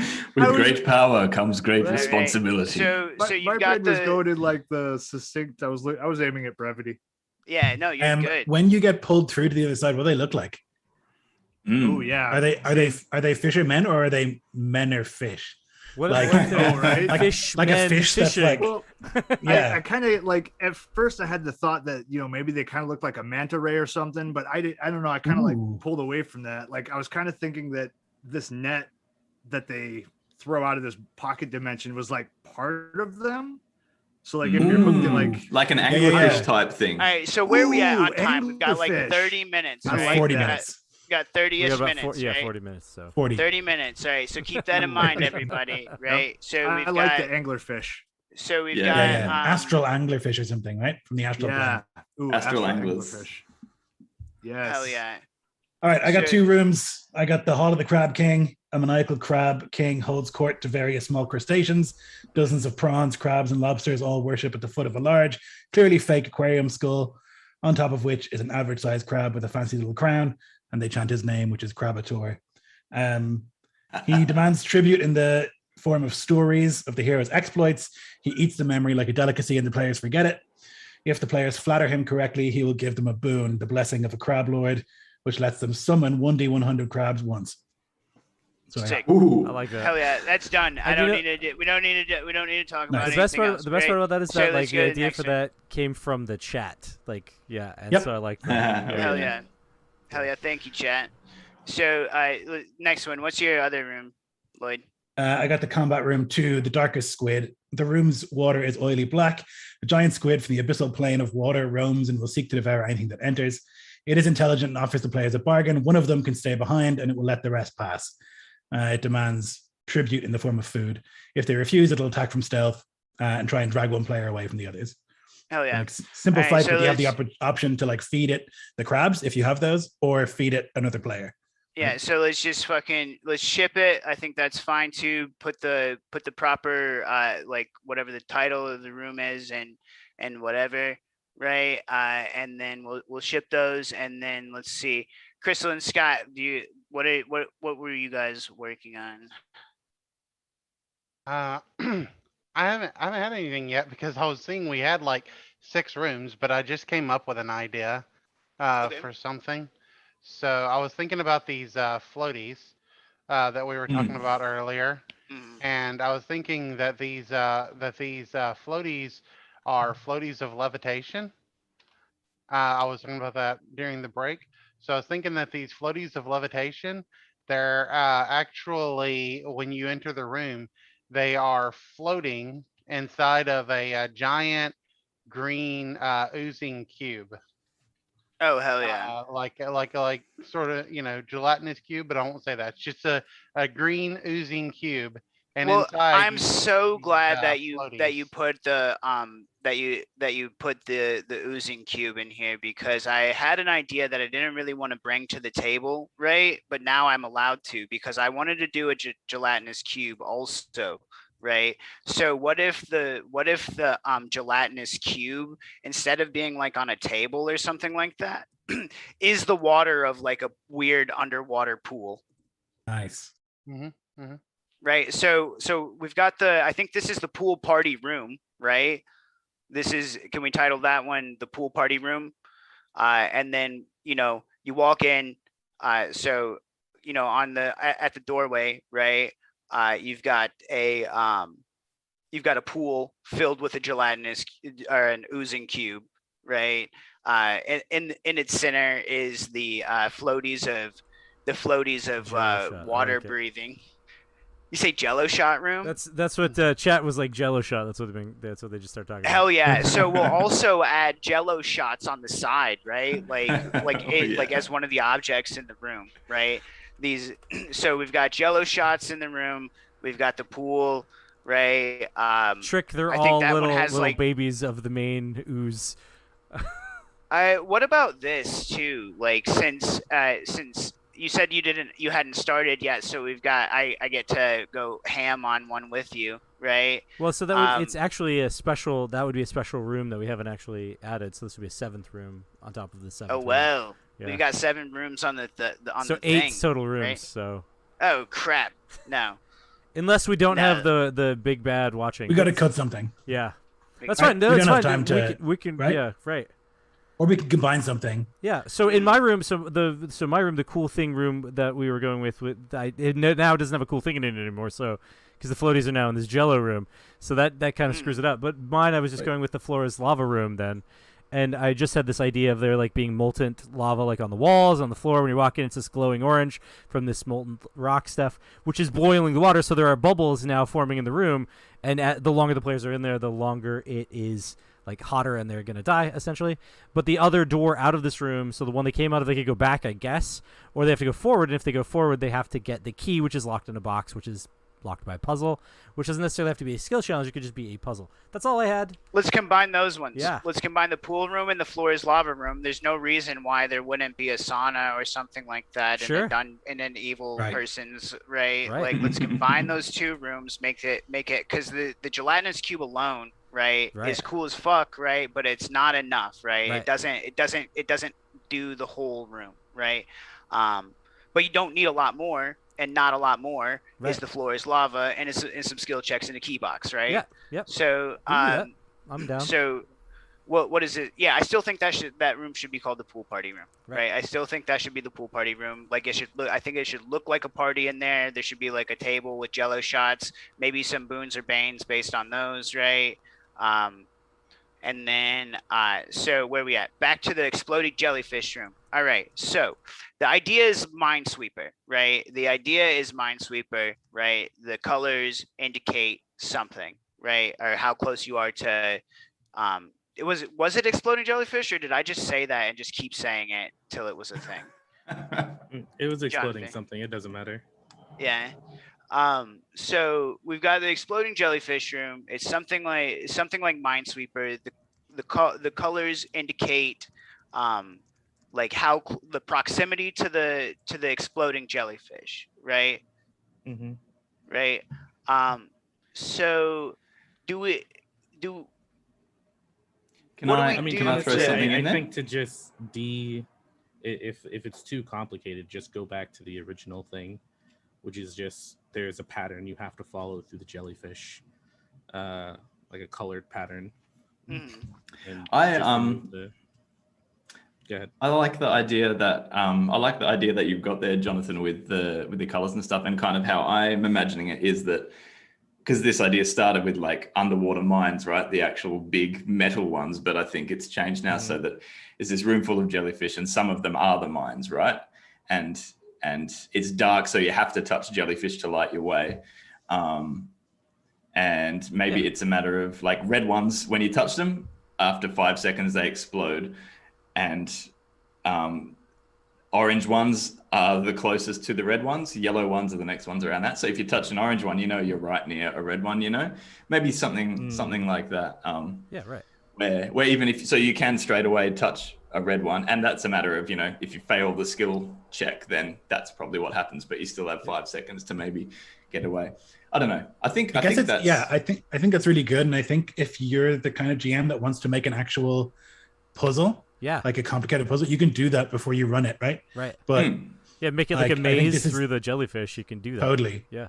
But this is like the skeleton, because you can't write it all out, right? So yeah, here, no, exactly. this yeah. is the system. I think it's a cool idea for sure. Yeah. I think it's So- basically if you touch a red one, it blows up in 5 seconds. So how do you and then- determine which one you touch is the important. This is the other So- thing, right? Right. So the two options are like as Lloyd explained, like a GM could just map it out and then have it predetermined before they go in. The other option is getting back to that roll table concept that we were going with. It could be randomized, right? And then, yeah, okay. And how many? Right? So Don't roll so a 1. yeah. how many rounds does it take essentially, right? To do this, right? Like, is it like you touch 4 Could be like 2 or 3, jellyfish, right? you know, Yeah. or is it 3? You touch like 3 jellyfish. I'd say like 3 rounds. Yeah. Yeah. Yeah. Fair enough. So, and honestly, that's how I do my like the weird checks that you need to have some tension or something like that, but it's hard to figure out what the fuck to do. It's a best of 3, right? Like it's a best of 3 thing. So The chat is saying that the jellyfish could be like Simon Says, which would be kind of interesting. Oh, they change colors and you have to repeat the patterns and like then you can Hell yeah. Exactly. Oh, cool. So that'd be kind of cool. Okay. Yeah. Nice. All right. So we just so what is the game Let's as just a scrap this whole thing. the game is a it's no longer my No, favorite. because- It's now Simon Says, but it's still the same concept, right? Like yeah. Yeah. So what if it's the GM writes down 6 1d6 rolls, shows it to the players for 3 seconds, right? If they're able to recite the numbers, right, and in the order that they came in, right, they're able to get through the room successfully. If not, X happens. right. So if it's like the numbers are like 6 3 6 4 1 2 or something, and they have to repeat it right exactly. If they get it wrong, boom, Exactly. How long jellyfish How long do explodes, you et think cetera. that? And then How long 3 do you think that it would take you to memorize it? Like, how long do you think is too short of a time? Like, is 2 seconds long enough to forget a like to? So if you show it to all of the players and they're allowed to Yeah. discuss, they will get it first time. Okay. Yeah, I mean, I think. it depends on how you want it to go, because you could easily just have them walk into the room, have the jellyfish rotate through colors, and not explain what that means. Oh, and then 1 through 6 are colors. There So you you could just go. have it go like all the jellyfish There go you red, go. blue, yellow, blue, and the players are Yeah. like, okay, and then Yeah. they got to figure it out. And Yeah, The maybe jellyfish all go the- There out, it and if they is. touch, they see that Bam. they light up, right? And then yeah. they got to figure out the same order that they did it in. If they get it wrong, there's an explosion. Yep. And then they light up again in a different order or something. Yeah, and then it's different. It's different. So there are still Yeah. 3 Cool. rounds. Yeah. Yep. That's cool. So slam bam, thank you, ma'am. That's the room, right? You walk Nice. into it. So it's the exploding jellyfish room. You walk into that motherfucker, right? You see a bunch of. So I hope somebody's writing, because I'm not, right? Here we are. Yeah. So you walk in. There's a bunch of fucking colorful jellyfish. There's 6 different colors of jellyfish, and they go in this order and do like a succinct explanation of that, right? Because we've got about 19 minutes, right? And I've still got to do the layout portion of this, right? We so just hit 30 or We have 28 we have minutes. 28 minutes. 28. Oh, thank fucking God, right? So far, what I've heard is we've got an exploded jellyfish room. We've got not a gelatinous cube pool room / the floor is lava, right? So like trying to stay off of the floor and out of the pool, right, is going to be This is fun. essentially how Right. it works, right? That's my favorite room so far, guys. I'm sorry, I apologize, but the fucking gelatinous cube and the lava floor room is my favorite room. And then we've got Lloyd's 2 already done ones that he just spit out, so I don't remember exactly what they are, right? And then we've And got there's the trapped one. What I think is we've got also the trapped interesting one. is that we Lloyd's 2 rooms actually link together a little bit. Like this whole like if you get the 100 crabs, you can then feed the thing from the other room. But if you do in the other order, then you have trouble, right? So All right, so I'm Speaking gonna of- start grabbing some of this. Where am I at? Where are we at? So I think Lloyd's 2 are like good to put in, right? Like that's yeah, Yeah, there's they're- finalized they're text. Yeah, let me ready, give a quick so- proofread. So we've got the Hall of the Crab King, and then what was the other one that Lloyd did? Darkest Squid. Yeah, the darkest squid. The Darkest Squid. Okay, Yeah. so those ones are ready to go. I'm gonna start making text boxes and getting this in, right? Let's get these tightened up or whatever. Yeah. And then if you guys don't mind, I guess we'll do it at the end whenever I'll bold the stuff. But if there's anything you want bolded, specifically bolded and shit like that, and Yeah, cool. make everything cool. So So we're getting fucking. This is about it, right? Like this is about like the thing, right? We've got the thing, so pretty much, right? yeah, pretty much. We've essentially, so like if we were to quit right now, we would have succeeded technically at the 2-hour dungeon, Yes, right? we have. Yeah, we've got we, the rooms. we could it out. take what we had right now, right, and we could run a thing depending on the system, right? It wouldn't take but a few stat blocks, and hopefully you run games in a system that you can just make them up really easily on the fly, right? Yeah, dude, I could but- run this right now. Like, get Yeah. some D6. Let's Yeah. play. Yeah. Yeah. This is actionable content. We can actually play it right now if we wanted to, right? So this, The one thing we'd need to tighten up is the air economy, just to Right, we still haven't figured that clarify one exactly quite how out, that but yeah. works. Yeah. okay, Yeah. so But- since I'm going to try to like be a madman, right? So I think the Yeah, air you get onto economy. the layout. So the what is it? Shit. Okay. I Where's mean, my it can just mouse? be amount of PCs minus the room that they're in. You know what I mean? I think that was for a number, like the number of helmets, but like how Right. long does like what's How much like, the air do they have? supply? Yeah. Do we have like Yeah. like a Well, thing where there's like a what's the word, usage die kind of thing in some systems, right, where they have like a die and then they roll it. yeah. If we could, that's one way of doing it. You could also have Now, like did an we actual pepper number, in? right? Like 6 Did or we 7 pepper or in something. air requirement getter backers in other places, right? Like There was I've got- one in the fish angle, the astral Yeah, anglers. I've got one that they have a chance of replenishing their air, like, but they have to get pulled into that pocket dimension and fight the thing, and they have a chance of replenishing air from winning that Okay. fight. Like, not Um, guaranteed, but so John, for your room, the exploding jellyfish room, would you mind adding like a reward of air as well as getting out of the room, or do you think that like that would muddy that shit? Well, so my question is so when we were talking about the air stuff at the end, it was kind of all the players trying to get out, but not everybody could get out. Is that still the case where like players are kind of dropping off, or do we want everyone to make it to the end? Yeah, so that Well, I is think actually, that they might like organically die, right? Like hopefully they organically die. Sure, but I think what the idea was, and this still is usable here, is that like the action economy is actually sort of how you track progress through the game, right? To the point where like that, because that could be completely separate from the rest of the game itself. And so that's really the question, and that is a good question, Jonathan, because that is how we started. We could still do that, where like as each room, as Kiel sort of was talking about, each room would be like number of players -2 or something like that, and then like minus the number of room. If it's the third room, then it's like now -3 or whatever. And so by room 6, it's like if they all don't have air supply, then they're not going to have air supply when they're in the 6th room. Like one of them is, or whoever doesn't have air supply is sort of ruined. So I guess the other question is, how long can they survive without the air supply? Or is that like Well, I think so. It's pretty much okay. So we got a couple of ways we could go. It could just be that every room, like they get fresh air bubbles, but it's maybe one fewer player less, gets the air bubble. Yeah.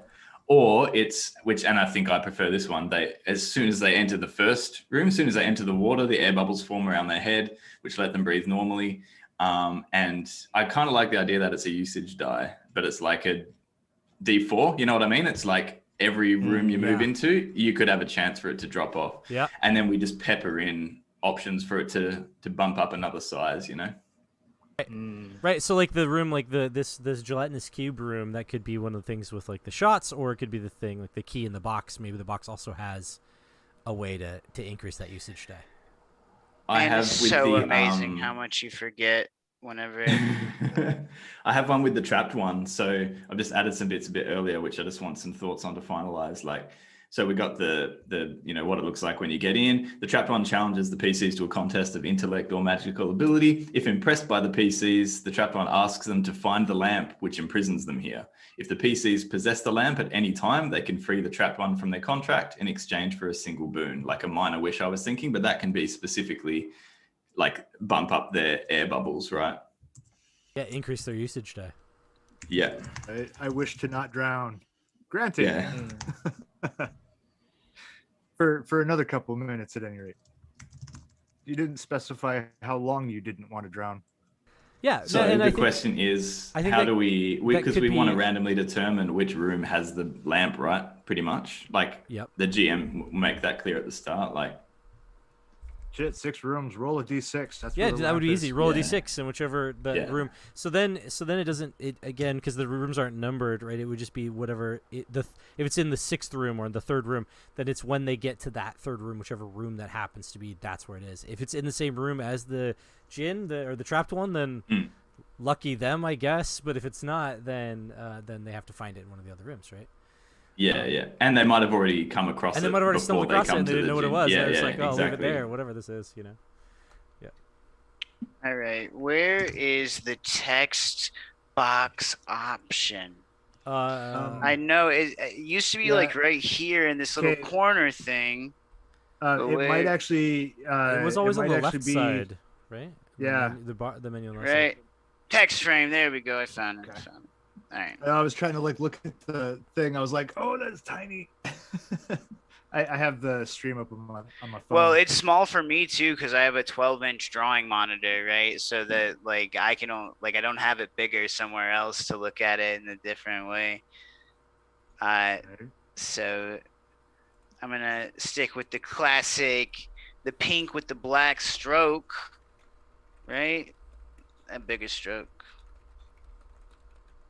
Bigger stroke. Sick. All right. Are we gonna make it? We got like 10 minutes ish, right? Or something like that, or a little bit more than that. We got almost 20. 50 seconds. Mhm. We're rocking it, Hell baby. yeah. It's good. All right. So I'm gonna grab which one of these is ready? You said the Hollow Crab King is ready? Yeah, and the squid as well. All Yep. right. So let's see. Get to show you guys Yeah. my embarrassing brute force layout style. Pocket Fisherman can be like So looked over if somebody wants to give that a second set of eyes for me.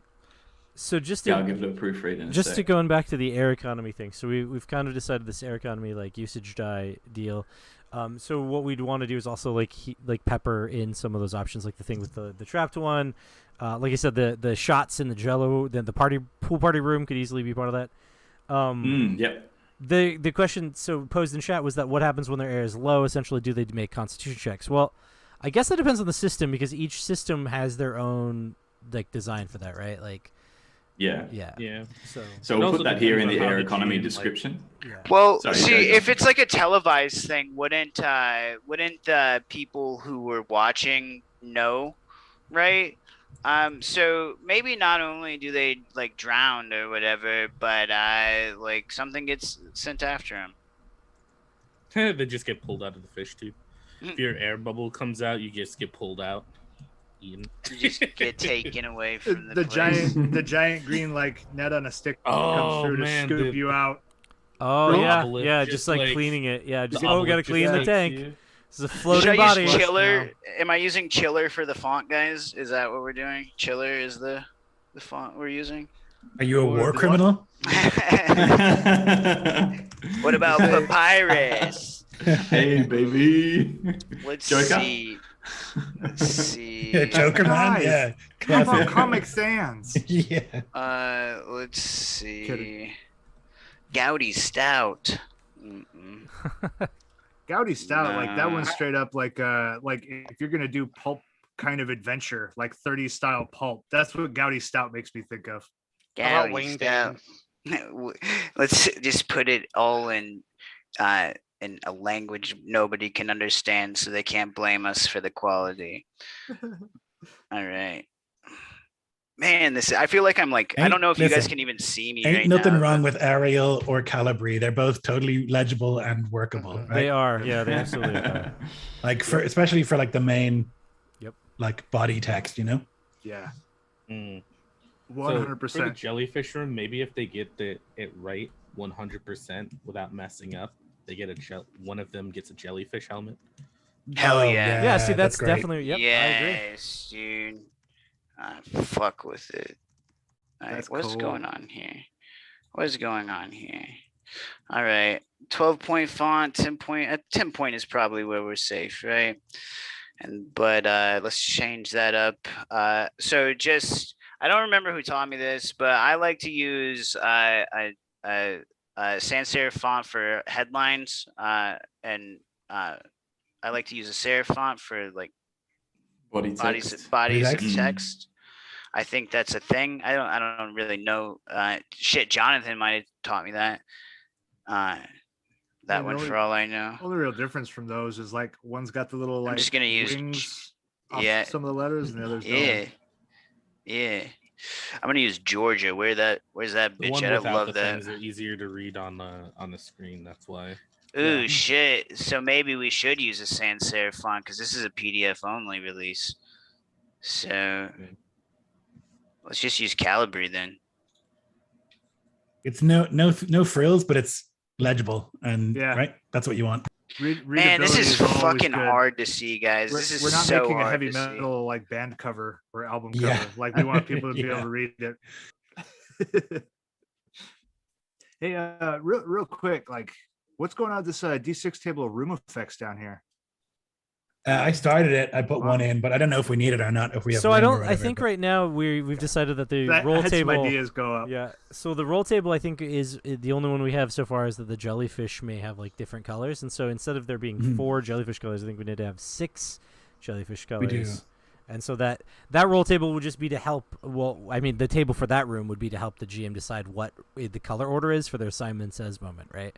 So they don't have to like write out the colors. They could just roll the d6 and then it automatically determines to them what the colors are, thus taking some of the room design off of the GM when the persons step in, right? Yeah. What if we use really stupid names for colors like taupe and mauve and like fuchsia? I'm doing it. Don't forget puce. Don't forget Yeah, puce. nice. Makes it harder to remember too, eh? But so I mean, there could be, if you have other ideas. I mean, I guess we could talk about like other ideas, like other roll tables that could come into effect. Yeah, I didn't really have anything. I just thought it would be cool if we had more time to just like roll a d6 for each room, and it's like, oh, the water in here is hot. Yeah, see, that's actually pretty good. I like that. That's what I was like asking about, because I was like, I got a couple ideas, and I type into that like, right, or like the water in this room tastes like popping in. Oh, like a flavor roll tables. Gotcha. I think too that it wouldn't be that big of a deal if we went at like 2 hours and 10 minutes or something like that, right? Like I think we should still. I mean, finish technically, Jeremy, we are 2 hours and 10 minutes. Are we? Yeah. No, 2 hours and 10 minutes since 8, late. right? Yeah. But we started late, and we should have set the timer after everybody's introduced themselves, right? And then, so we've got the introduction time too. We're close to it, but so I'm exporting this this map thing and trying to pull it into Foundry. It's kind of weird on this little tiny screen, but. Which I don't know if you guys have seen. Here's my drawing monitor, if anybody's wondering. It is this little guy right here.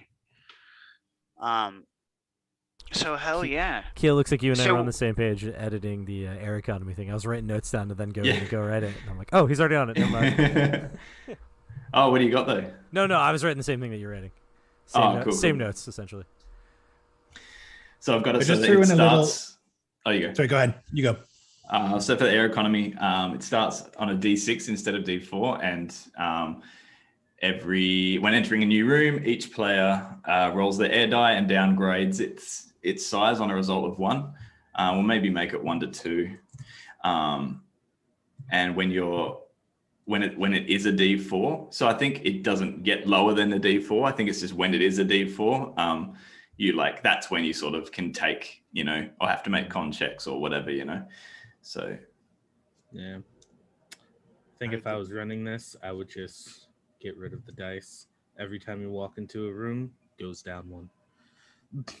I like that. It's a choice you have too, right? Like, yeah. I just threw in this little bit at the start, which is like an intro to the dungeon. It might be a bit long or whatever, so if somebody wants to cut that down a little bit, it's like underneath the air economy. Just something that we can like you as a GM can read to give you the first scene. Man, I forgot how much I fucking hate like masking layers and stuff like that. Fuck me, Dad. It's the worst. Yeah, I don't even use them. That's how much I hate them. I'm like, fuck that masking layer. I'm gonna work around it. Well, see, this is my cheating. workaround, dude. This is my. Oh, I remember what to do right now. I remember. I wasn't using the masking layer. I just clicked delete. I should have hit mask layer.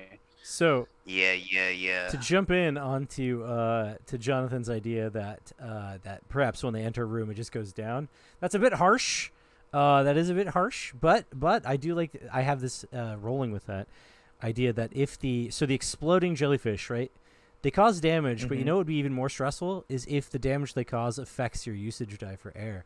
Yeah. So that room that Make you roll it. I mean, you could apply that to everything though, especially combat. Yeah, all of it. So the somebody take that and run with it real quick, right? Let's it goes down 1 per room, right? No matter what, they should have more than enough to get to the end of the dungeon, right? But there should be but the hazard should find just enough then. Just enough to get to the end of the dungeon, right? But there's opportunities to lose and gain it, right? So the problem is if they start with a D6 and they automatically downgrade to a D4 when they go into the next room, that means that like if they do roll a 1, they just start choking to death in that room. Drowning. Yeah. And there's no comeback though, right? Right. So it's they just started this game and then they're like already dying. Well, yeah, it's also not interactive, which is the thing that I don't love about it. It's like it's not a player decision that leads to that. It's just get fucked. Yeah. You know, No. it's like that's not fun. The thing that we were all talking about before was that at the end of each room there's like a chance to get more breathable bubbles. Yeah. So it's like if your thing degrades immediately, like I said, the tension is there's only 3 bubbles. All of our bubbles just decrease. The first time that happens, it's like, oh man, there's 3. Like we still have room to go, but as like you get less and less bubbles, it's that tension of I'm with Jonathan on that. I'm with Jonathan on this one. Like I feel like randomly dying and stuff like that is part of my fucking bread and butter. Krystal already told you that I randomly die all the time. Well, but what if it's what if we go back to the thing where the rooms matter? So then like that automatic the degradation of the air supply doesn't happen until room 3.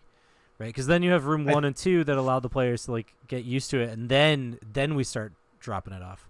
I think if we give an opportunity in each room to increase your air die, so if you flatter the crab, he also increases one of your air dies, or so like, and the genie does it too, and whatever. Like if you do it right, then it makes it a little bit more manageable. For me, I would feel bad if I was playing and then it's like, oh, you step into this room and your air bubble is gone. Tough shit, you're dead. Like, oh, okay, I'll just go home, I guess. Yeah, like you're dead. If I fuck up and then it happens, it's like totally fine. But if it's just like randomly because I don't know, it doesn't seem fun to me. Right. Like if you screwed up if you screwed up the squid thing, then yeah, there's an explosion. Then yeah, I would understand that my air supply just went down. It's like, ooh, okay, guys, we got to be real careful. Figure this out. Well, right. Yeah, the way that I was just seeing it is that you have an air bubble, and as you're breathing, the air bubble is going down. Yeah. So it's just a measurement of you're using up your air bubble. So like after every room, you have the thing of, all right, cool, you beat this room, you failed this room, whatever, your air bubble goes down. And it's like, hey, there's more bubble if you guys want to get more bubble, but there's not enough to go around for everybody.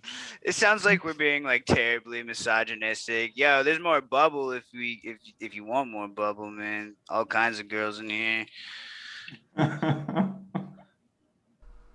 Yeah, no, I mean, I get it. I just, I don't know. I guess I fuck with it, Jonathan. Yeah, I think we're being. I'm also right not now, arguing but... that we should do it this way. Yeah. I think what you guys are saying is more fair. Mm-hmm. I think I said this when I first said this. If I were running it, I think that would be how I would. Yeah, sure. Yeah. Hell yeah. So all right, so just real quick, I'm still then. with you. Here's the wording I've got. So as soon as the PCs enter the water, an air bubble forms around each of their heads, allowing the PCs to breathe normally. Each PC's bubble is abstractly represented by an air die, which starts as a D6 and can downgrade to D4 or increase to D8. When entering a new room, each player rolls their air die. So I might actually do when entering a new room or at GM discretion, right? Each player rolls their air die and on a result of 1 to 2, downgrades at 1 size or takes disastrous consequences if they rolled a D4. Yeah, okay. So I totally agree with the idea that each time they enter a room, they make a roll on the air die. That's totally fine. I absolutely am behind that. But it was just the automatic drop is the thing that was bugging me about that. But if they roll and then it drops, then that's fine. That's how usage die works. Yeah. Yeah. And there are opportunities if you work hard to increase it anyway. So that seems more fair. Right. That's what I think. Yeah. I agree with that. So in each of the And I rooms might that actually you guys just have put note the in optional about chance that. to increase the die, is that for like one person or for That would be everyone? one person. Yeah. One person, I think, right? Yeah. That's what we were talking about. That's why it's like if one person doesn't get the bonus each time, then they just flat die. Then that seems like a bit weird. But it's one person that would get the benefit. In the pocket fisherman, I think anybody that gets sucked into one of those orbs and has to fight their way out Sure. can That's then, potentially you get know, it, but risk it's a reward chance. type Yeah. thing. Yeah. Yeah, I would it's say that risk reward. maybe it's Yeah. actually because they're no longer underwater, it does fill, Right, but it then fills you have up to fight again. the fish. Right. So each one that Right. ends up getting sucked into the adventure to fight the fish, it fills up. And so like the trade-off Right, is they you get had a- to fight the gain a die. fisherman and you gain the die. Yeah, you gain the die back or whatever. Yeah, that's much better. Somebody's on the other side and they're like, hey, guys, just air here. Come on. You know, like, Right? Go fight that motherfucker. Yeah, Jump right. in that bubble. It's Go gonna there. suck for a minute, but you know, if you can make it out. Fight that motherfucker. Man. So this is what I do every day. Actually, I'm lying. I would be fucking lying if I told you I did what I was supposed to every day. Or even most days. So, anything can be doing right now? do what? I don't think so, right? Like, I think it's really just the finish, right? The copy and paste. You know what I mean? We're just watching Jeremy work at this Yeah, point. just yeah. I think. But what I would like to hear about while I'm working on this, right, is like, what are you guys working on and stuff like that besides this, and like, you know, some shit like that. Oh yeah, use the last couple of minutes to talk about what we're doing. Yeah. Okay. So I can finish it, so I can get the PDF exported and stuff like that. Why don't I take over for Jeremy while Jeremy does his thing over there, so he doesn't have to distractedly call out people to do their thing. So let's just start. I'm gonna look at what everyone's seeing at home, and I'm gonna start with Jonathan. Jonathan, what are you doing right now? What are you working on? Well, I am streaming. I guess currently my project for streaming is to diversify, so I'm starting to try to put up videos on YouTube. So if you're interested in news and video game and entertainment news, I will be starting to put up some videos. I think the first video, that script that I've been working on, is going over what is going on with Activision Blizzard, going through it like in its totality to give like a complete understanding of what exactly that court case is. Did you hear about the Apex hack, the big one? Is that on your No, radar? I have not. What are you No. playing lately? As far as video games go? Yeah, right yeah, now we streaming- just started streaming playing, wise. We just started playing Raft yesterday on stream with some of my followers. So that has been my obsession as of like yesterday. The game is very engrossing and has a very annoying shark that won't leave you alone. Just like this is a very water-based game. Cool. All right, Joe, what are you up to these days? I'm actually, doing the absolute worst part of being a indie author. I'm doing the shitty, horrible, awful thing of marketing.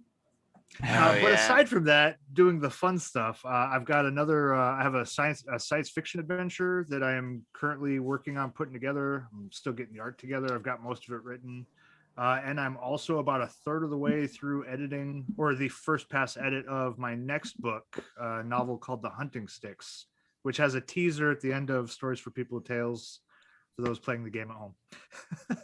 That's kind of where I'm at the moment. I'm also writing an RPG. That marketing thing is so fucking true, man. It is the most fucking soul stealing part of this whole thing. Unless you're probably like fucking sick at it, like Lloyd. Whenever I had the video for Gordon made or whatever, I was like, yo, check out this Iscloth video, right? And then you don't have to do that good, but just like, can you? So the secret to my ability to market is that I have friends who are good people. That's like, like you have to be friends with Locrius, and then he makes you that video. That's like, Yeah. you know, that seems like Used seems memes. like Let's see. So speaking of I Lloyd, use memes. Lloyd, what are you up to these days? I'm doing the actual worst part of making a book, which is trying to get it fucking printed for 2 years. That's mostly what I'm doing.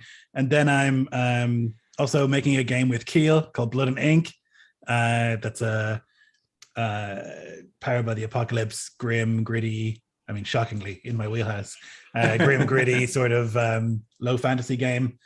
And I have a Twitch channel as of like 3 days ago, where I'll like hang out and paint minis Twitch and play friends. games and hang out with hang out with Kiel. And we do a stream every Tuesday where we like either play Starforged. Hey, you did it. Nailed it. Either play Starforged or we work on Blood and Ink. So I don't know. Yeah, lots of shit, you know. I'm trying to survive in a pandemic and trying to get back into theater, which seems never going to happen. So that's pretty sad, but you know, managing. Okay. Well then, I got a real quick. Yep, go for it. Real quick, I need to say in this premise, I've got it in parentheses. I didn't want to like go in like deleting the other stuff. I had a possible change for a couple of those sentences in there. Oh yeah. In the premise. Oh yeah. Just do it ruthlessly. Change that shit. Yeah, don't ask. All right. Don't Okay. ask. Just do it. Where is it at? In which room? Oh, the premise section, like the intro.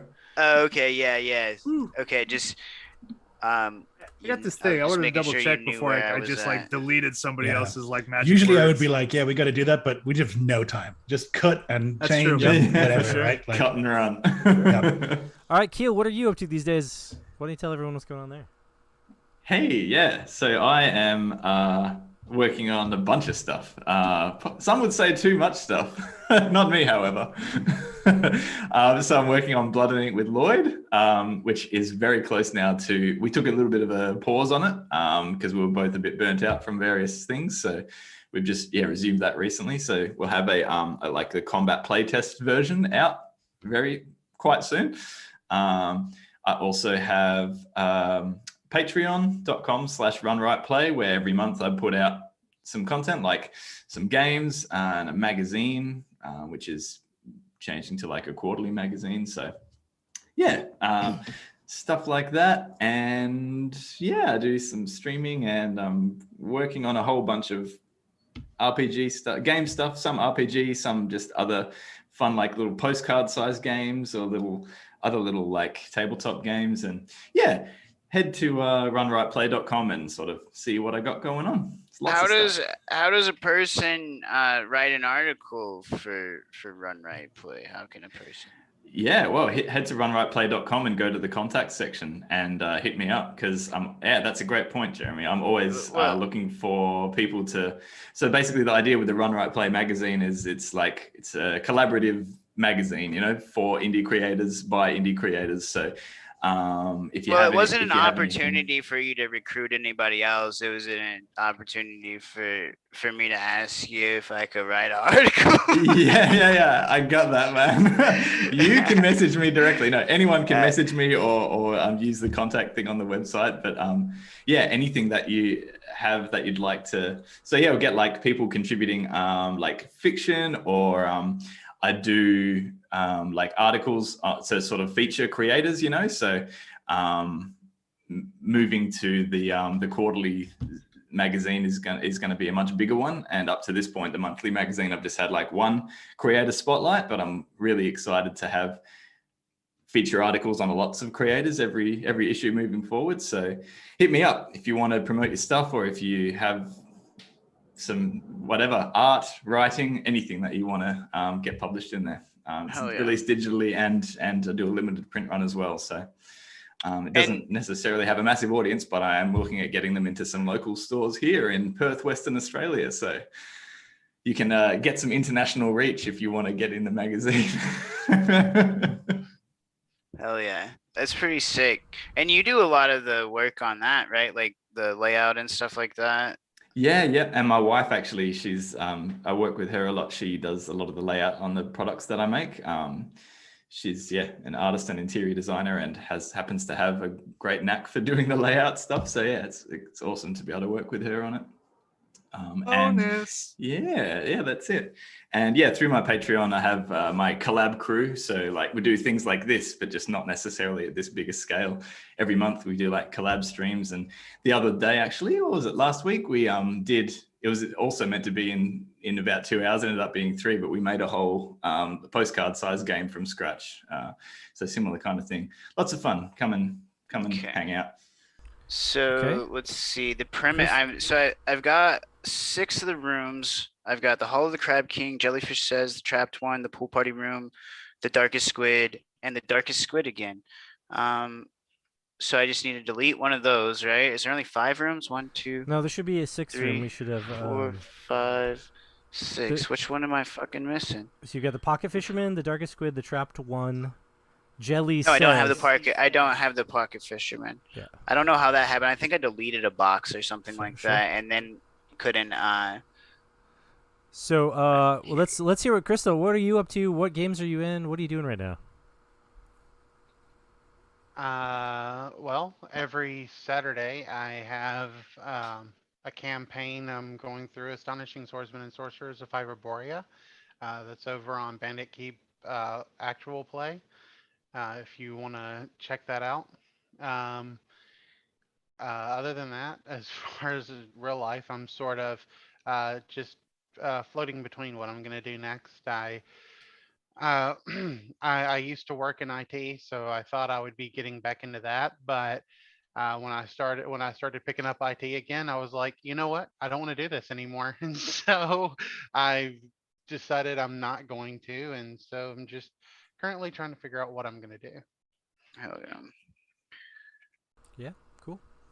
IT is fucking rough. Yeah, you know what I mean? It is one of those fucking jobs that you're like sometimes the people are like, oh my god, I can't believe you helped me so much.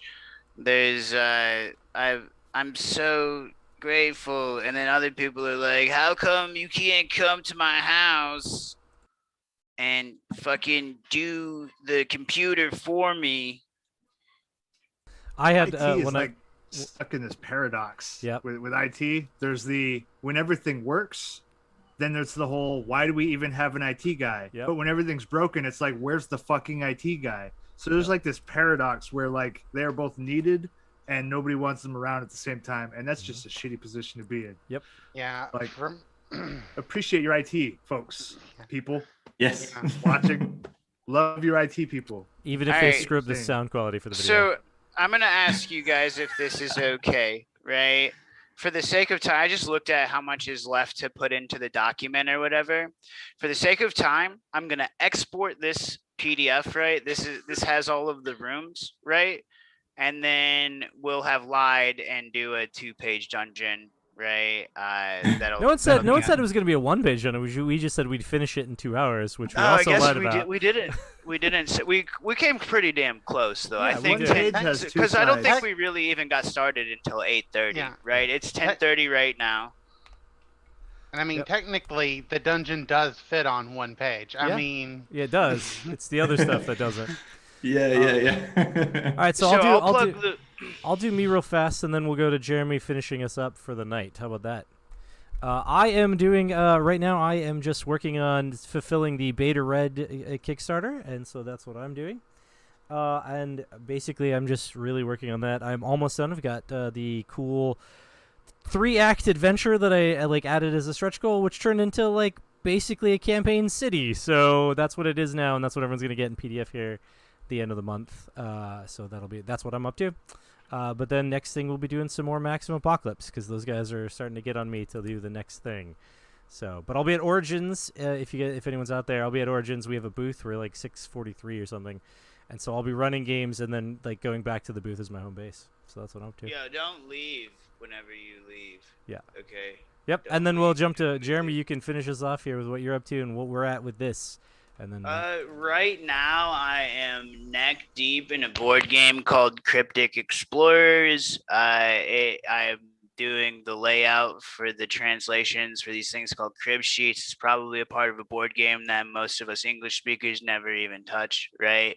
But I'm doing the layout for that, and I have been since April. I haven't thought of a single creative project since Cocaine and Alligators, because of the depth of the work that Cryptic Explorers is taking, which is it's awesome. Like it's a really cool looking game. I'm not huge into board games, but like it has really cool art. As far as like maybe like what's next or whatever, I'd love to do this again, right? Like I'd love to try this again. I think the I'll just go like I think it would be important for everybody to know what I think the reason why we didn't get the 2-hour dungeon done, right? So I don't think that we got the 2-hour dungeon done because some of this stuff should have been prepped ahead of time, right? I think that we would have served ourselves a lot better if we had done like an outline worksheet or something like that to just plug and go, right? Like so that it's not too in depth, right? Because we didn't want to talk about the ideas beforehand because that would ruin the experience, right? But knowing what we were going to come in here and do, I think that would have helped. That would have helped, right? Um, and then I think, and then also, and same thing with the affinity document, right?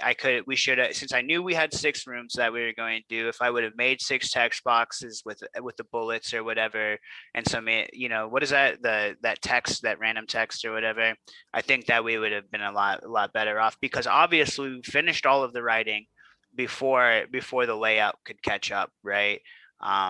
So I think that's where we faltered, is where we could have pre-prepared just a tiny bit, right? Because it's not, so the viewers, they saw a little bit of our outline process, but it's not like they were cued in, and we could even share like an outline, in the future with like some of our rules for dungeon building or whatever.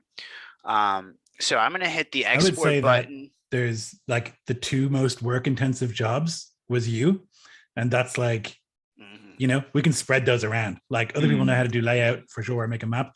So I think because like those are not only the most work intensive, but also require the other stuff to be done already, so I think that's, you got one person who's doing layout from the get-go so they can set up the page or whatever, in advance, and then pour stuff in while it's happening or whatever. Are you saying it's poor project management, Lloyd? Yeah, I'm saying you're a piece of shit, Jeremy. Get a shit together. Unbelievable. You're saying it's my fault?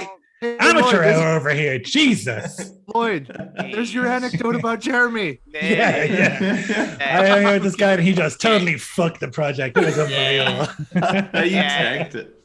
It will take your money and take a long time. That's not far from the truth. I'm sorry, Maher. I'll get your project done as soon as I can. So yeah, but what's coming for the future? I'd love to do some more of this 2-hour dungeon, right?